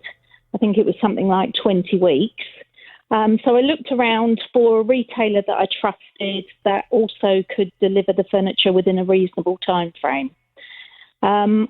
Thankfully, I thought thankfully at the time, I found some furniture. I found 2 sofas and a chair, and I decided to get a armchair and footstool to match to appease my husband and his desire for a recliner. And I put it on 2 separate orders. It was the same retailer. But hang on a second. So this was furniture you'd never even seen in the flesh? You hadn't sat on it? No, but I decided that I'd go with a trusted retailer, somebody that I thought I could rely on to provide good furniture. And previously in the past, I'd bought from them and had a really good experience. But what happens if you sat on it and it wasn't very comfortable? I know. It was a risk. Gosh, it was a risk. It was a risk. But I decided to go for it. And so anyway, I put the 2 orders. I put 2 orders in because we spread it over 2 different credit cards. One order was for some sofas, and they arrived, no problem. On the other, did you like them? Yep, loved them. Very thank comfy, goodness. lovely. Okay, phew. Yes, phew. Your risk paid off. It did. But the other order was the armchair and footstool. And I noticed when I placed the order that my online order said 3 items when I'd only ordered 2. And one part of it was a piece of foam that was attached to the footstool, the kind of what was going to be inside the footstool. Anyway, didn't think anything of it, and they said that they could deliver the armchair and footstool within 5 weeks. I thought that was absolutely brilliant. And they were coming on the 17th of March. I'd ordered it on the 8th of February. However, on the 15th of March, they confirmed the delivery, gave me a slot, a 2-hour slot. I thought, fantastic. But a few hours later, they cancelled the delivery, not giving me any reason, said that if I wanted to find out, I needed to ring. Each time I've rung, it's taken probably between 40 minutes and an hour to get through, so quite difficult. I didn't get any responses. Nobody seemed to know why the items hadn't come. I was told that they hadn't arrived at their dispatch. So I put a complaint and said, please let me know where my furniture is and when it's going to arrive. They said they didn't know. And on the 27th of March, I spoke to somebody in customer services. And she said she was really experienced. She'd never encountered this before, but then she checked the order and she noticed this computer glitch. And she said, well, the problem is you've got 3 items here. One bit's the bit of foam in your footstool. And because dispatch are waiting for 3 items and only 2 turned up, only the footstool and the armchair turned up. They won't deliver unless they can see the third item. So she said, oh, I'm really sorry. It's a problem on our end. We'll sort it all out. But unfortunately, what I'm going to have to do is I'm going to have to cancel your order and put it back in again. And I'll put some notes on the system. But don't worry. Unfortunately, it will mean that you're going to have to wait until the 7th of May to get those 2 items, which was pretty annoying. But I thought that the situation was all sorted. Come the 6th of May, I get a notification saying, sorry, we're going to cancel your delivery. There's a problem. I rang up. I said, oh, no, this will be the 3 item. Don't worry. That piece of foam's in the footstool. We've had this before. Don't worry. They said, well, actually, it's not that. We've got your armchair. We've got it ready to deliver to you. But unfortunately, the footstool, we can't deliver it. And I said, well, what's that about? Eventually, I get a response back that it had never been ordered by the person in customer services. The manufacturers have never had the order at all. They said the only way we can deliver your chair to you is if we cancel the footstool order. So I said, well, we really need something to sit on because it's been a long time now. So they said, yep, don't worry, the chair's here. What we'll do is we'll deliver it on Monday, which was 10th of May. But we do have to cancel this footstool order and it'll take a while to come to you. I thought that was okay, but eventually it's turned out that if I reorder that footstool, it will take another 12 weeks now. Right. Okay. I mean, this is very frustrating. What would you like me to do to help you? Well, the next bit is that the chair didn't actually arrive. The chair was meant to come on 10th of May. It didn't arrive at all. I phoned them up. They said it had been a loading issue. And then I got a call from their dispatch place to say they now didn't know where the chair was at all. Right. They had no clue. And I said, well, when will it be delivered? They said, we don't know because we don't know where it is. I mean, this is just so frustrating. What would you like? What would you like me to do to help you? Well, because it's a bespoke, I chose the material on the footstool and the chair. I can't cancel the order for the chair. I can't make the order for the footstool because it will never come through the way it seems that it's all set up. So personally, I'd like my money back so I can go and order it elsewhere where I've got half a chance of it actually being delivered. Okay. It'll be hugely inconvenient, but I don't see any other option now. But I can't cancel my order because it's a bespoke order. Well, you can cancel the order when they've let you down as catastrophically as they seem to have done. Yeah, well, I contacted them and asked them to come up with a remedy and asked them to do that, but they said that what they'd done was terrible.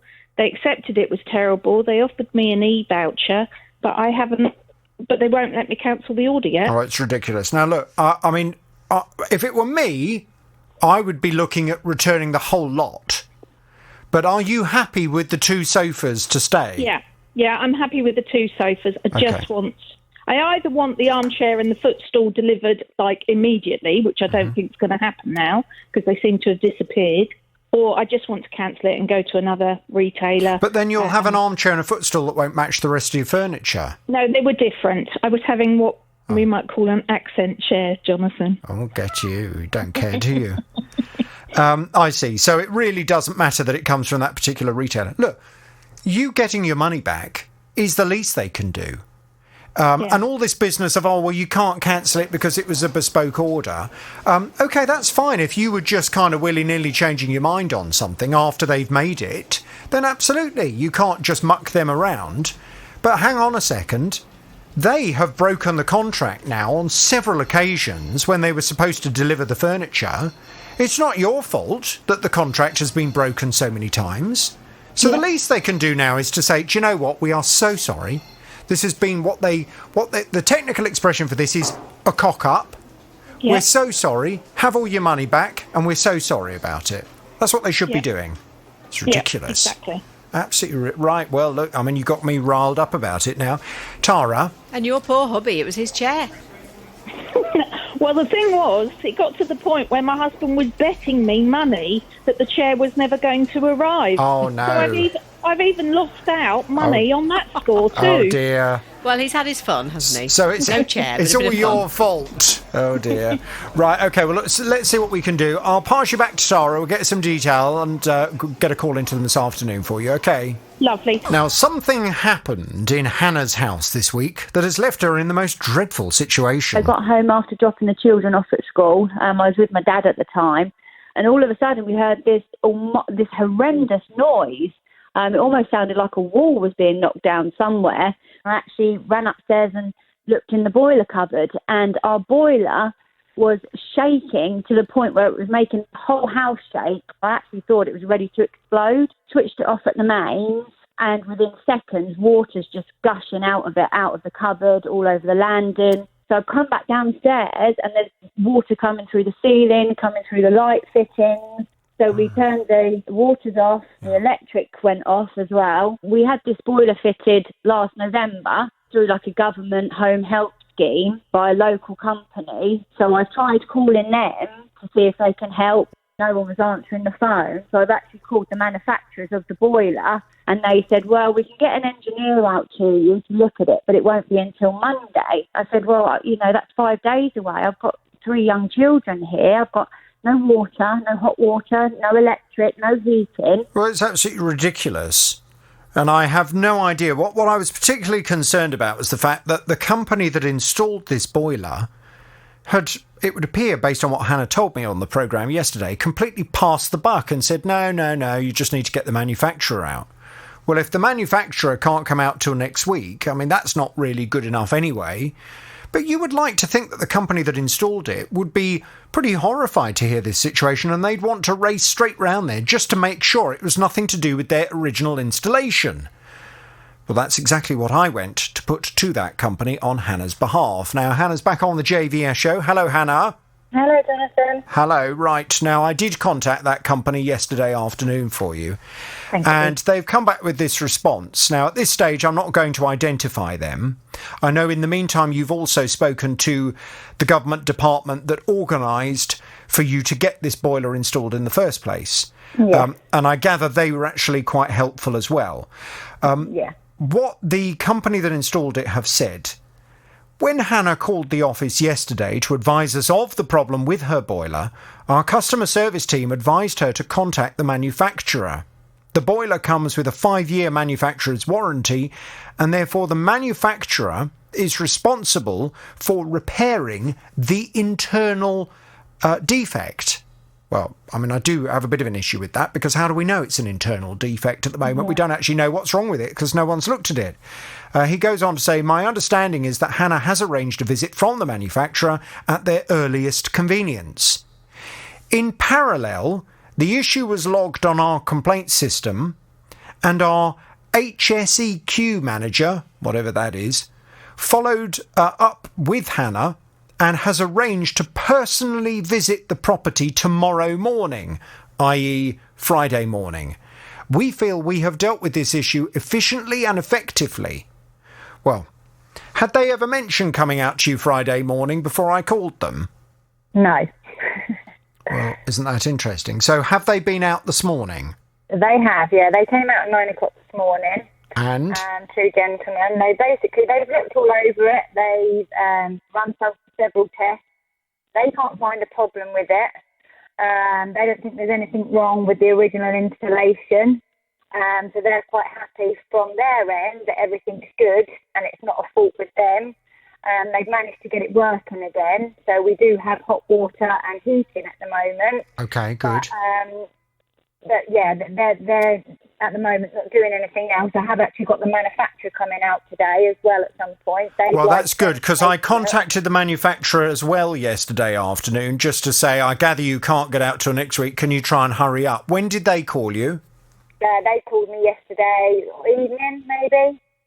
Right, okay. Yeah. And they're coming out as well today to have a look? Yes, yeah. Okay, right. So hopefully, the installation people have said that there may be a fault with the boiler that they can't tell. They don't know the boilers, they just know how to fit them. So the manufacturer may come round and say, well, actually, there is a fault with this boiler. I know exactly what the problem is. The only thing, I don't know if you can move a bit, your signal's disappearing, Hannah, and I want to be able to hear you clearly. The only thing that seems a bit strange, what you described on Wednesday was catastrophic. Yeah. You know, you said that there was the most terrible noise coming from the boiler, and then when you turned it off, suddenly all this water just started pouring out of it, and it went all through the ceiling. Are you sure it's safe to have it back on now? Well, this is what I said to them. Because I'm worried now that if they can't find anything wrong with it, that the same thing could happen again. So it's all well and good them telling me that, oh, it's working, you've got heating, you've got hot water. But to be perfectly honest, I'm sort of petrified to put it back on again. Yeah, but a boiler doesn't just suddenly start making the most dreadful noise and then pour water all over the place for no reason. No, exactly. So, well, look, I mean, I think it sounds as if the panic is over. The initial panic where you were worried you were going to be left all over the weekend without this boiler working and the consequences of that. It sounds as if that's now not going to be the case.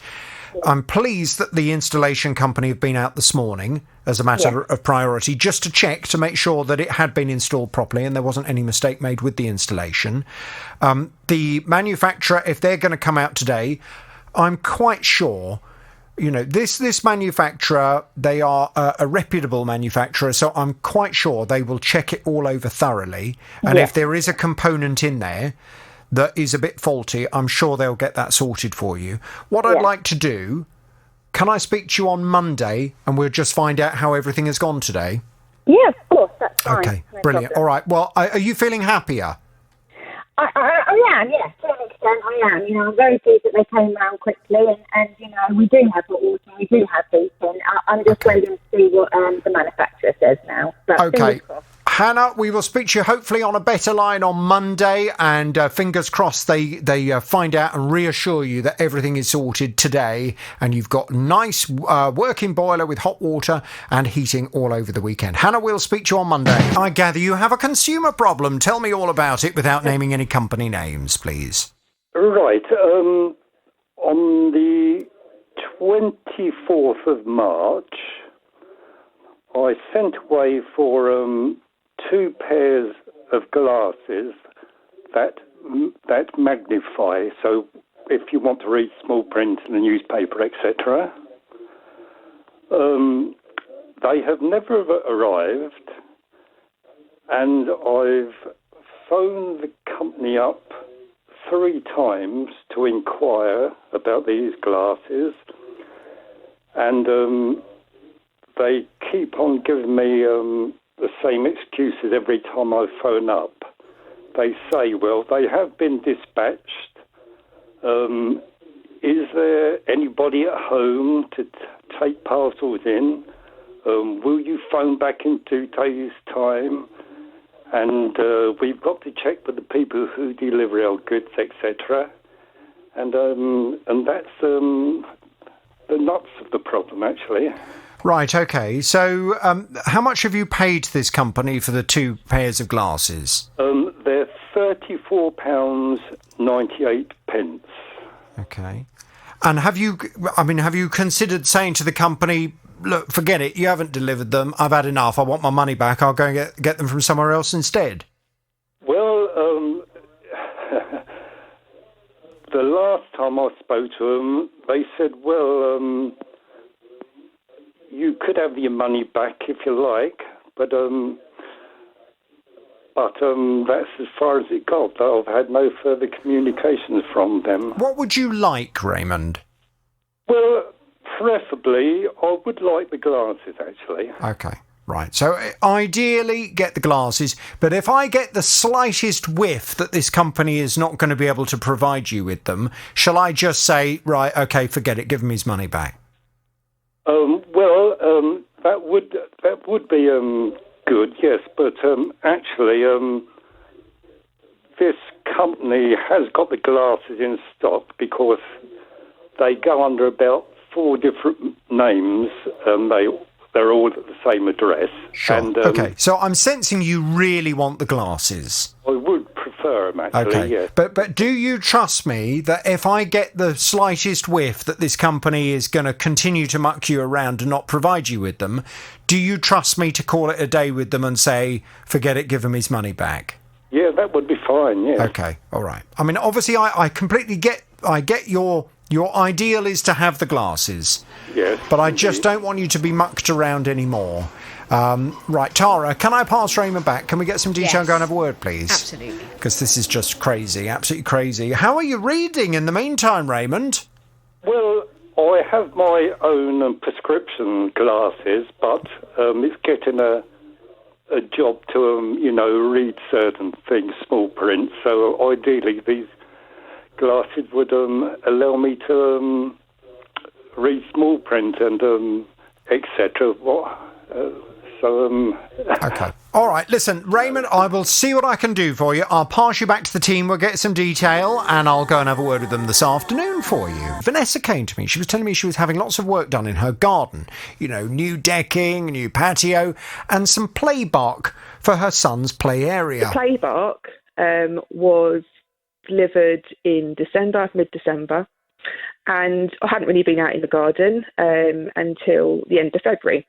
And when I was looking at it, this rubber play bark, it's red in colour, so it comes in different colours. Well, ours like a burgundy red colour. And I noticed white patches all over the top surface of this play bark. And I thought initially that it was, birds had gone over and made a bit of a mess. Pooped on it, yeah. Yeah, pretty much, yeah. But when I looked at it closely, it's not that, because it's just affecting each piece of, little pieces of paper, and it's just going white all around the edges, all on the top surface. Well, Vanessa's not very happy about it. She said she paid extra for the coloured play bark, and she certainly didn't expect the colour to be coming off so soon.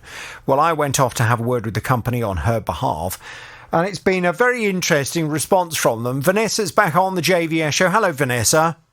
Good morning, Jonathan. Hello, Vanessa.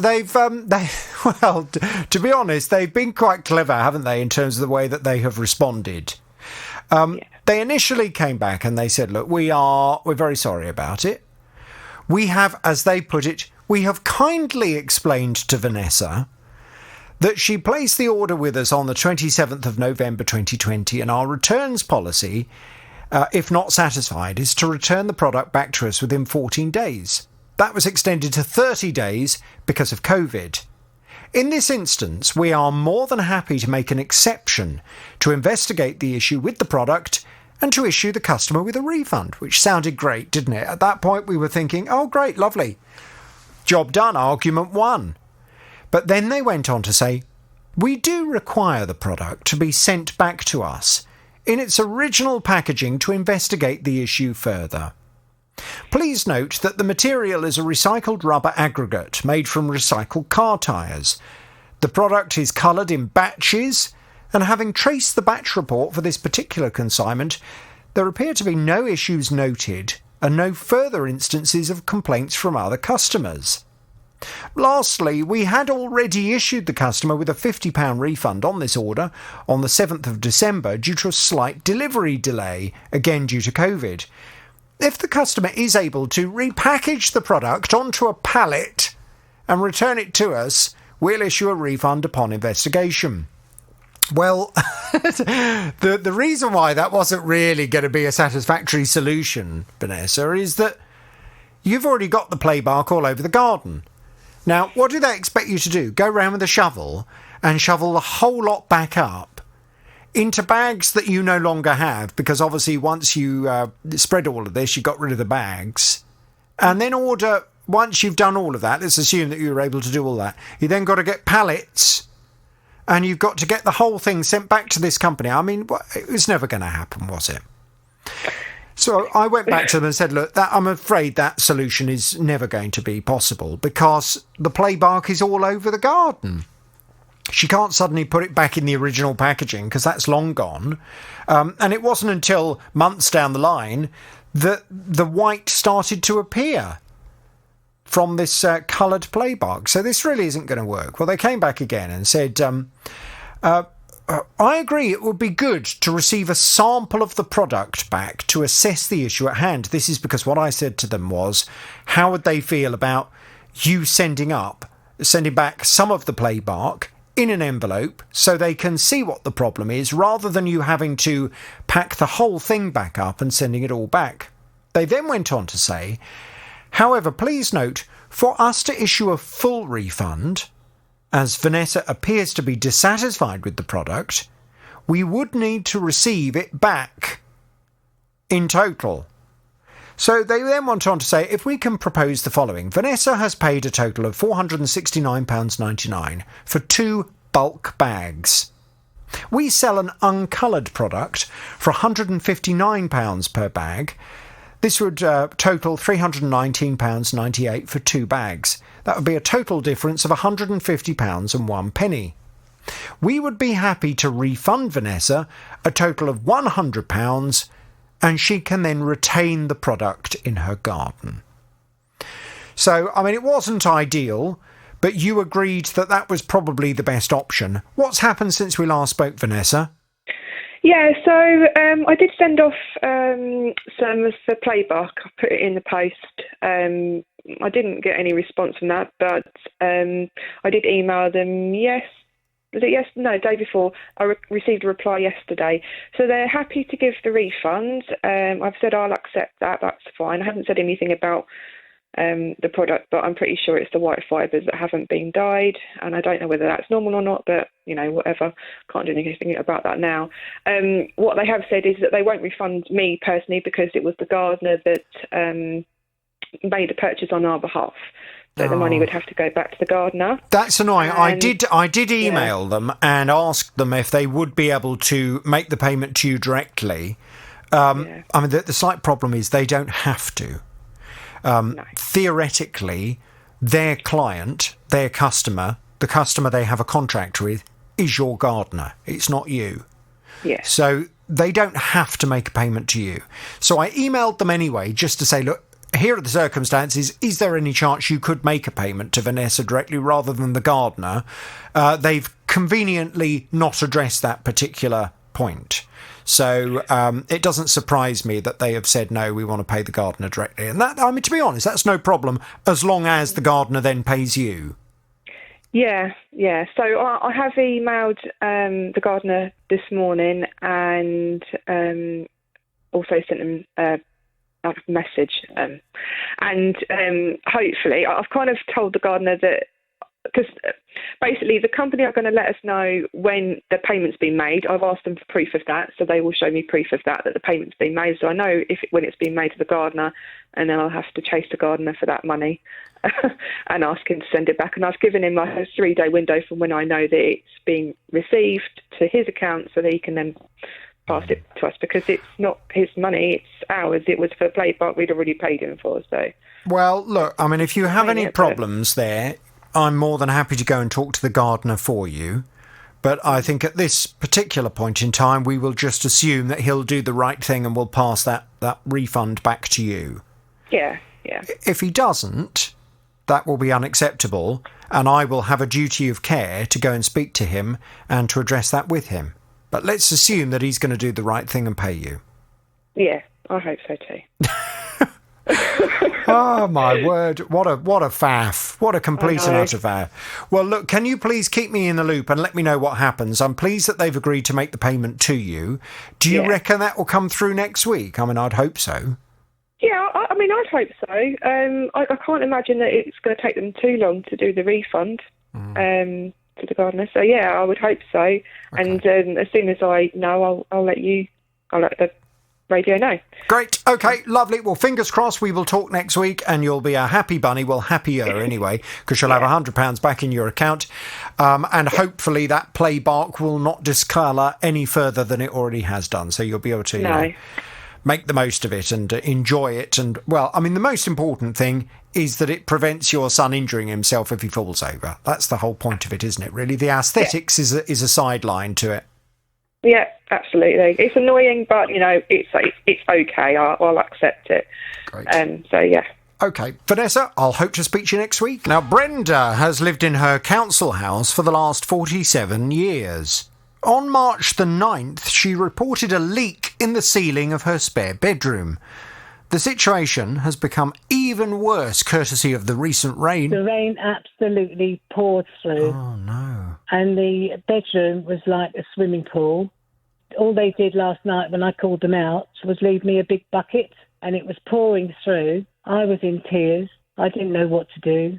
My daughter was here and she was emptying it. This is 1 o'clock in the morning. Then I went in there last night to empty the bucket, and it was so full. And bear in mind that a whole roof was leaking by then. And there's so much water in there that I got a hold of this bucket and I slipped on the water, fell, and I've now hurt my hip and my back. And all the water went all over me. They just say, oh, it's a bigger job than what we thought, so we're going to put in for some quotes. So I've heard about these quotes for the last 6 weeks. Well, it just appeared the repair to the roof was dragging on and on and on. And of course, in the meantime, Brenda was being left in this property with a severely leaky roof. It was totally unacceptable. So I contacted the local authority on Brenda's behalf. She's back on the JVS show. Hello, Brenda. Oh, hi. To be fair, the local authority, after I contacted them, have been, well, I don't want to put words in your mouth, and please correct me if I'm saying something you don't feel, but they've been fantastic in terms of now sorting the problem. Would that be fair? Yes, they have. Okay, good. Absolutely, yes. They are well in Hatfield Council. They came back, they said, we have been in contact with Brenda and her family to apologise for this situation and to update her on the work to replace her roof, which is due to start on Thursday the 6th of May. Scaffolding was erected on the 13th of April and was safety checked on the 4th of May in anticipation of work starting. Temporary repairs were made as a matter of urgency following the emergency call-out on the 9th of March 2021. With a tarpaulin cover fitted as a make-safe on the 10th of March 2021 whilst we arranged for a survey and replacement of the flat roof, fascia, soffits and gutters. Once this work has been completed, we will then replace her ceiling and redecorate the affected room. We always try to ensure our tenants receive a high-quality service. We deal with around 25,000 repairs a year, and on this occasion, unfortunately, we have fallen below our usual standards. As a result of Brenda's case, we're now reviewing our procedures for roof replacements and repairs, which involve liaising with different contractors to see how we can improve them and make sure our tenants are kept better informed throughout the entire process, as well as being made fully aware of what the work will involve at the beginning so they know what to expect when a complex repair such as this is required. So last time I spoke to you, things were well and truly happening. What's the latest, Brenda? Bring us up to speed. Well, I've now had a brand new roof, which is great. And they've done the ceiling now, so I've got a lovely new ceiling. Fantastic. And the scaffolding went this morning. Great. And I've had a phone call this morning to say they're going to do all the decorating on the 24th. Wow. And then after that, I'll have new fitted carpets as well. Well, it's all going on, isn't it? It is, yes. I'm over the moon. And the most important thing is you're now dry.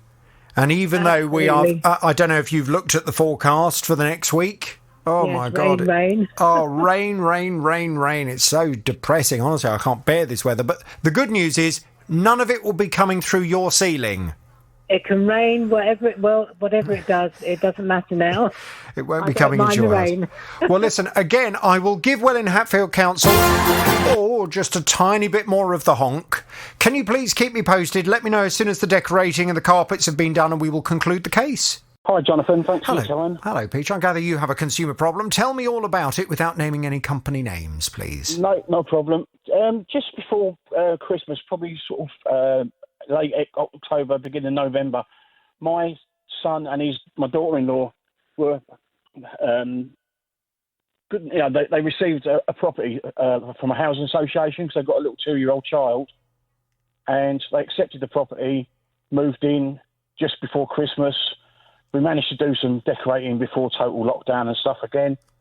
But when they moved in, the fence was needed replacing. It was falling down. And of course, over the Christmas period and that, we had some winds and rain and it blew the whole fence down. So we called the housing association. They eventually sent a guy out in April to inspect it, and he okayed it and said, yeah, this definitely needs replacing.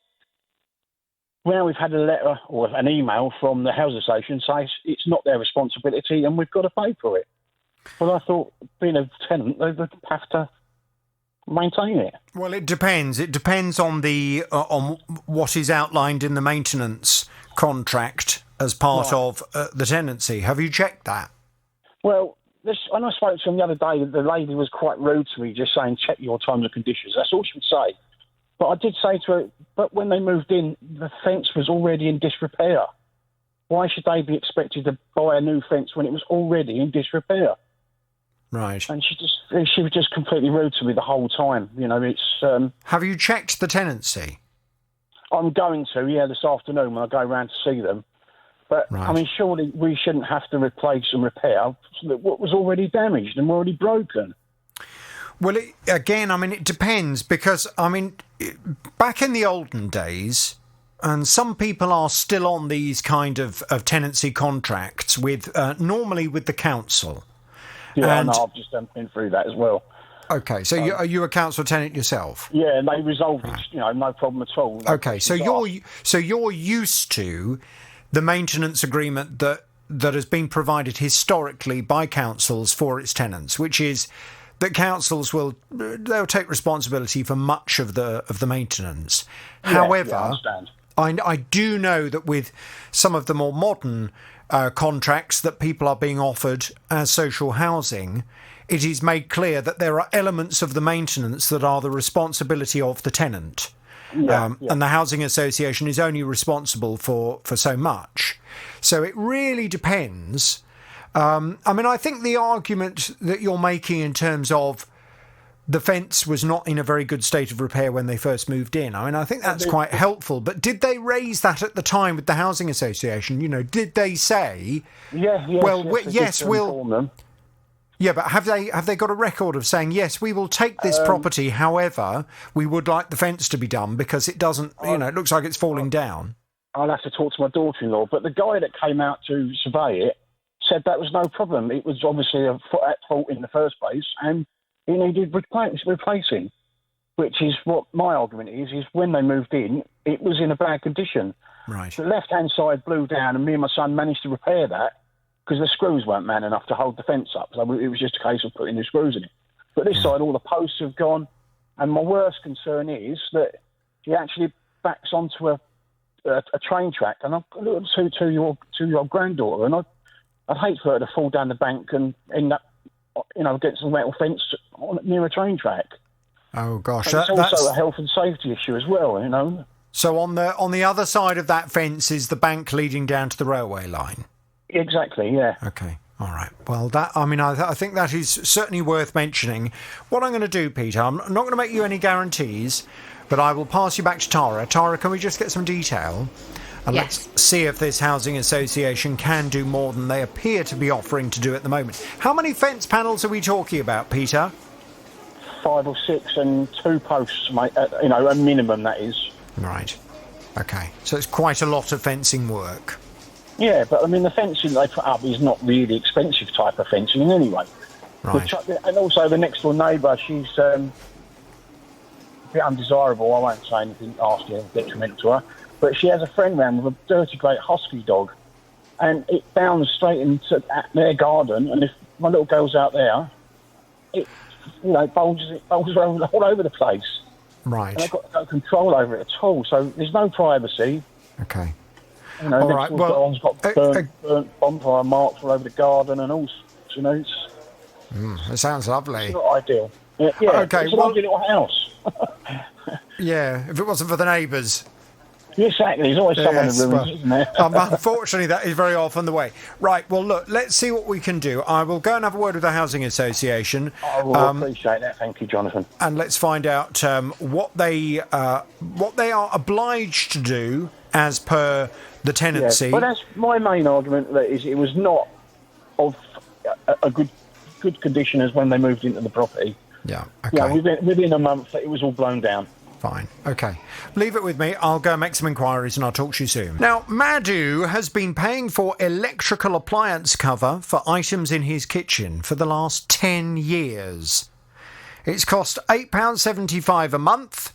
And when he finally came to my programme, well, he hasn't had a great experience involving the replacement of his old microwave. I took it out, looked at it, and it's only a 20-litre one capacity that they've sent me.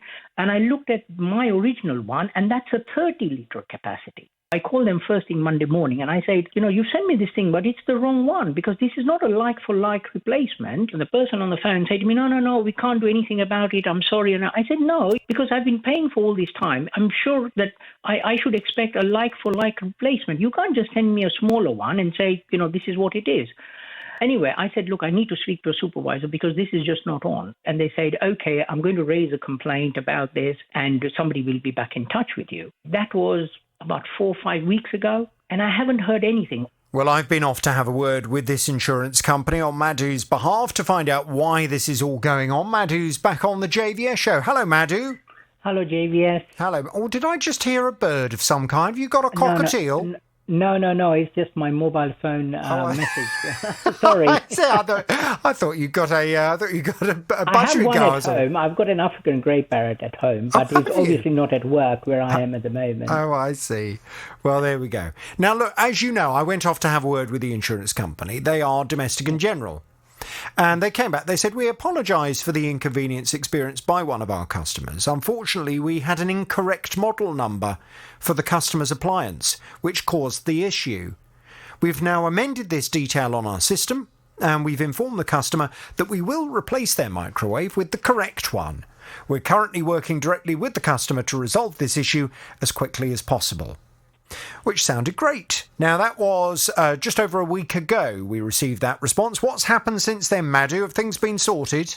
No, it hasn't been. Now, I think that they are having difficulty trying to find a microwave of a similar size, which would actually, blend in with my fitted kitchen at the moment. So, they've said to me, we can give you a freestanding one. But I said, but the freestanding one doesn't fit in with my kitchen, the way it was. And so the last email I've had is that, look, we are having difficulties. We don't know what else to do. Can we offer you a cash alternative? And then you can go and find somebody who'll go in, find you one who can fit it in. And also you can, buy what it is. Now, obviously, that means I've got to go around hunting now, trying to find somebody who can actually tell me, yeah, I think this microwave will fit in here and I can fit it in for you. So that's becoming a bit of an issue. Yeah, although I have to be honest, I mean, if they're genuinely, and I don't know what kind of microwave you had, but I do know it was an integrated microwave. Correct. Now, yes. integrated microwaves, they're not the standard microwave, and they are obviously you're quite dependent in terms of the size of the hole that they slot into. Correct. So they can be trying to find the exact one that fits into a hole. How long had you had that microwave for? Well, 10 years, yeah. as you say. So, I don't know whether they've changed now the specification of fitted microwaves. I don't know whether that was actually quite an unusual shape or size. Yeah, I think it just needs to fit into that particular space. So now what, they've written to me. And so what I've said is, well, I have to find a tradesman who can come and look at it, or a kitchen fitter to come in and say to me, yeah, I know which one will fit in here, and I can make the adjustment, I'll get it fitted in. Why don't you, I presume you know the size of the previous microwave? Yes. Okay. So have you tried going on the internet and looking for integrated microwave in that size? I have. What it is that the integrated microwaves are never the exact size that you can get. Well, what happens, it comes with a surround, which kind of, fills in the gap kind of thing. So it looks like an integrated kind of thing. I know, Does that make sense? And that is where the issue is becoming. So I think somebody clever, and I'm not a kitchen fitter, but a kitchen fitter would look at it and say, yeah, I know how I can sort this thing out. So I need to find a kitchen fitter who can have a look at it and say, yeah, get this one and I'll fit it in for you. And then I have to get back to, the insurance company and say, look, this is what has been given. So, So have they agreed on a certain amount of money that they're prepared to pay you? No, they haven't agreed on any amount. They say that, you come up with a a price, and Yeah. then we can try and settle that up for you. So Okay. I have to. Well, that seems this fair. weekend, I'm going to go to one or two kitchen companies and see. First of all, take the measurements with me and say if one of the salesmen can kind of help me and say, yeah. Because salesmen are quite clever. They know the sizes and say, yeah, I think this thing will fit in there. And then, I'll have to get back to the insurance company early next week and say, right. The company that fitted your kitchen, are they not around anymore? No, they are not around anymore. That's sometimes the problem. It is. And that obviously then does make it a bit more difficult. Well, look, can you let me know how you get on this weekend? I will. Let's talk on Monday. Let's find out how you've got on, whether you've had any luck. If not, if you don't have any luck, my listeners can be brilliant at researching stuff. That would be great. That would be great. So if you don't have any luck at the weekend, I'll get my listeners on the case, and I'm sure they'll find a microwave that will fit for you. Oh, wonderful. Thank you very much for your help. All right, Thank Madhu, you. have a good weekend, and I will talk to you on Monday.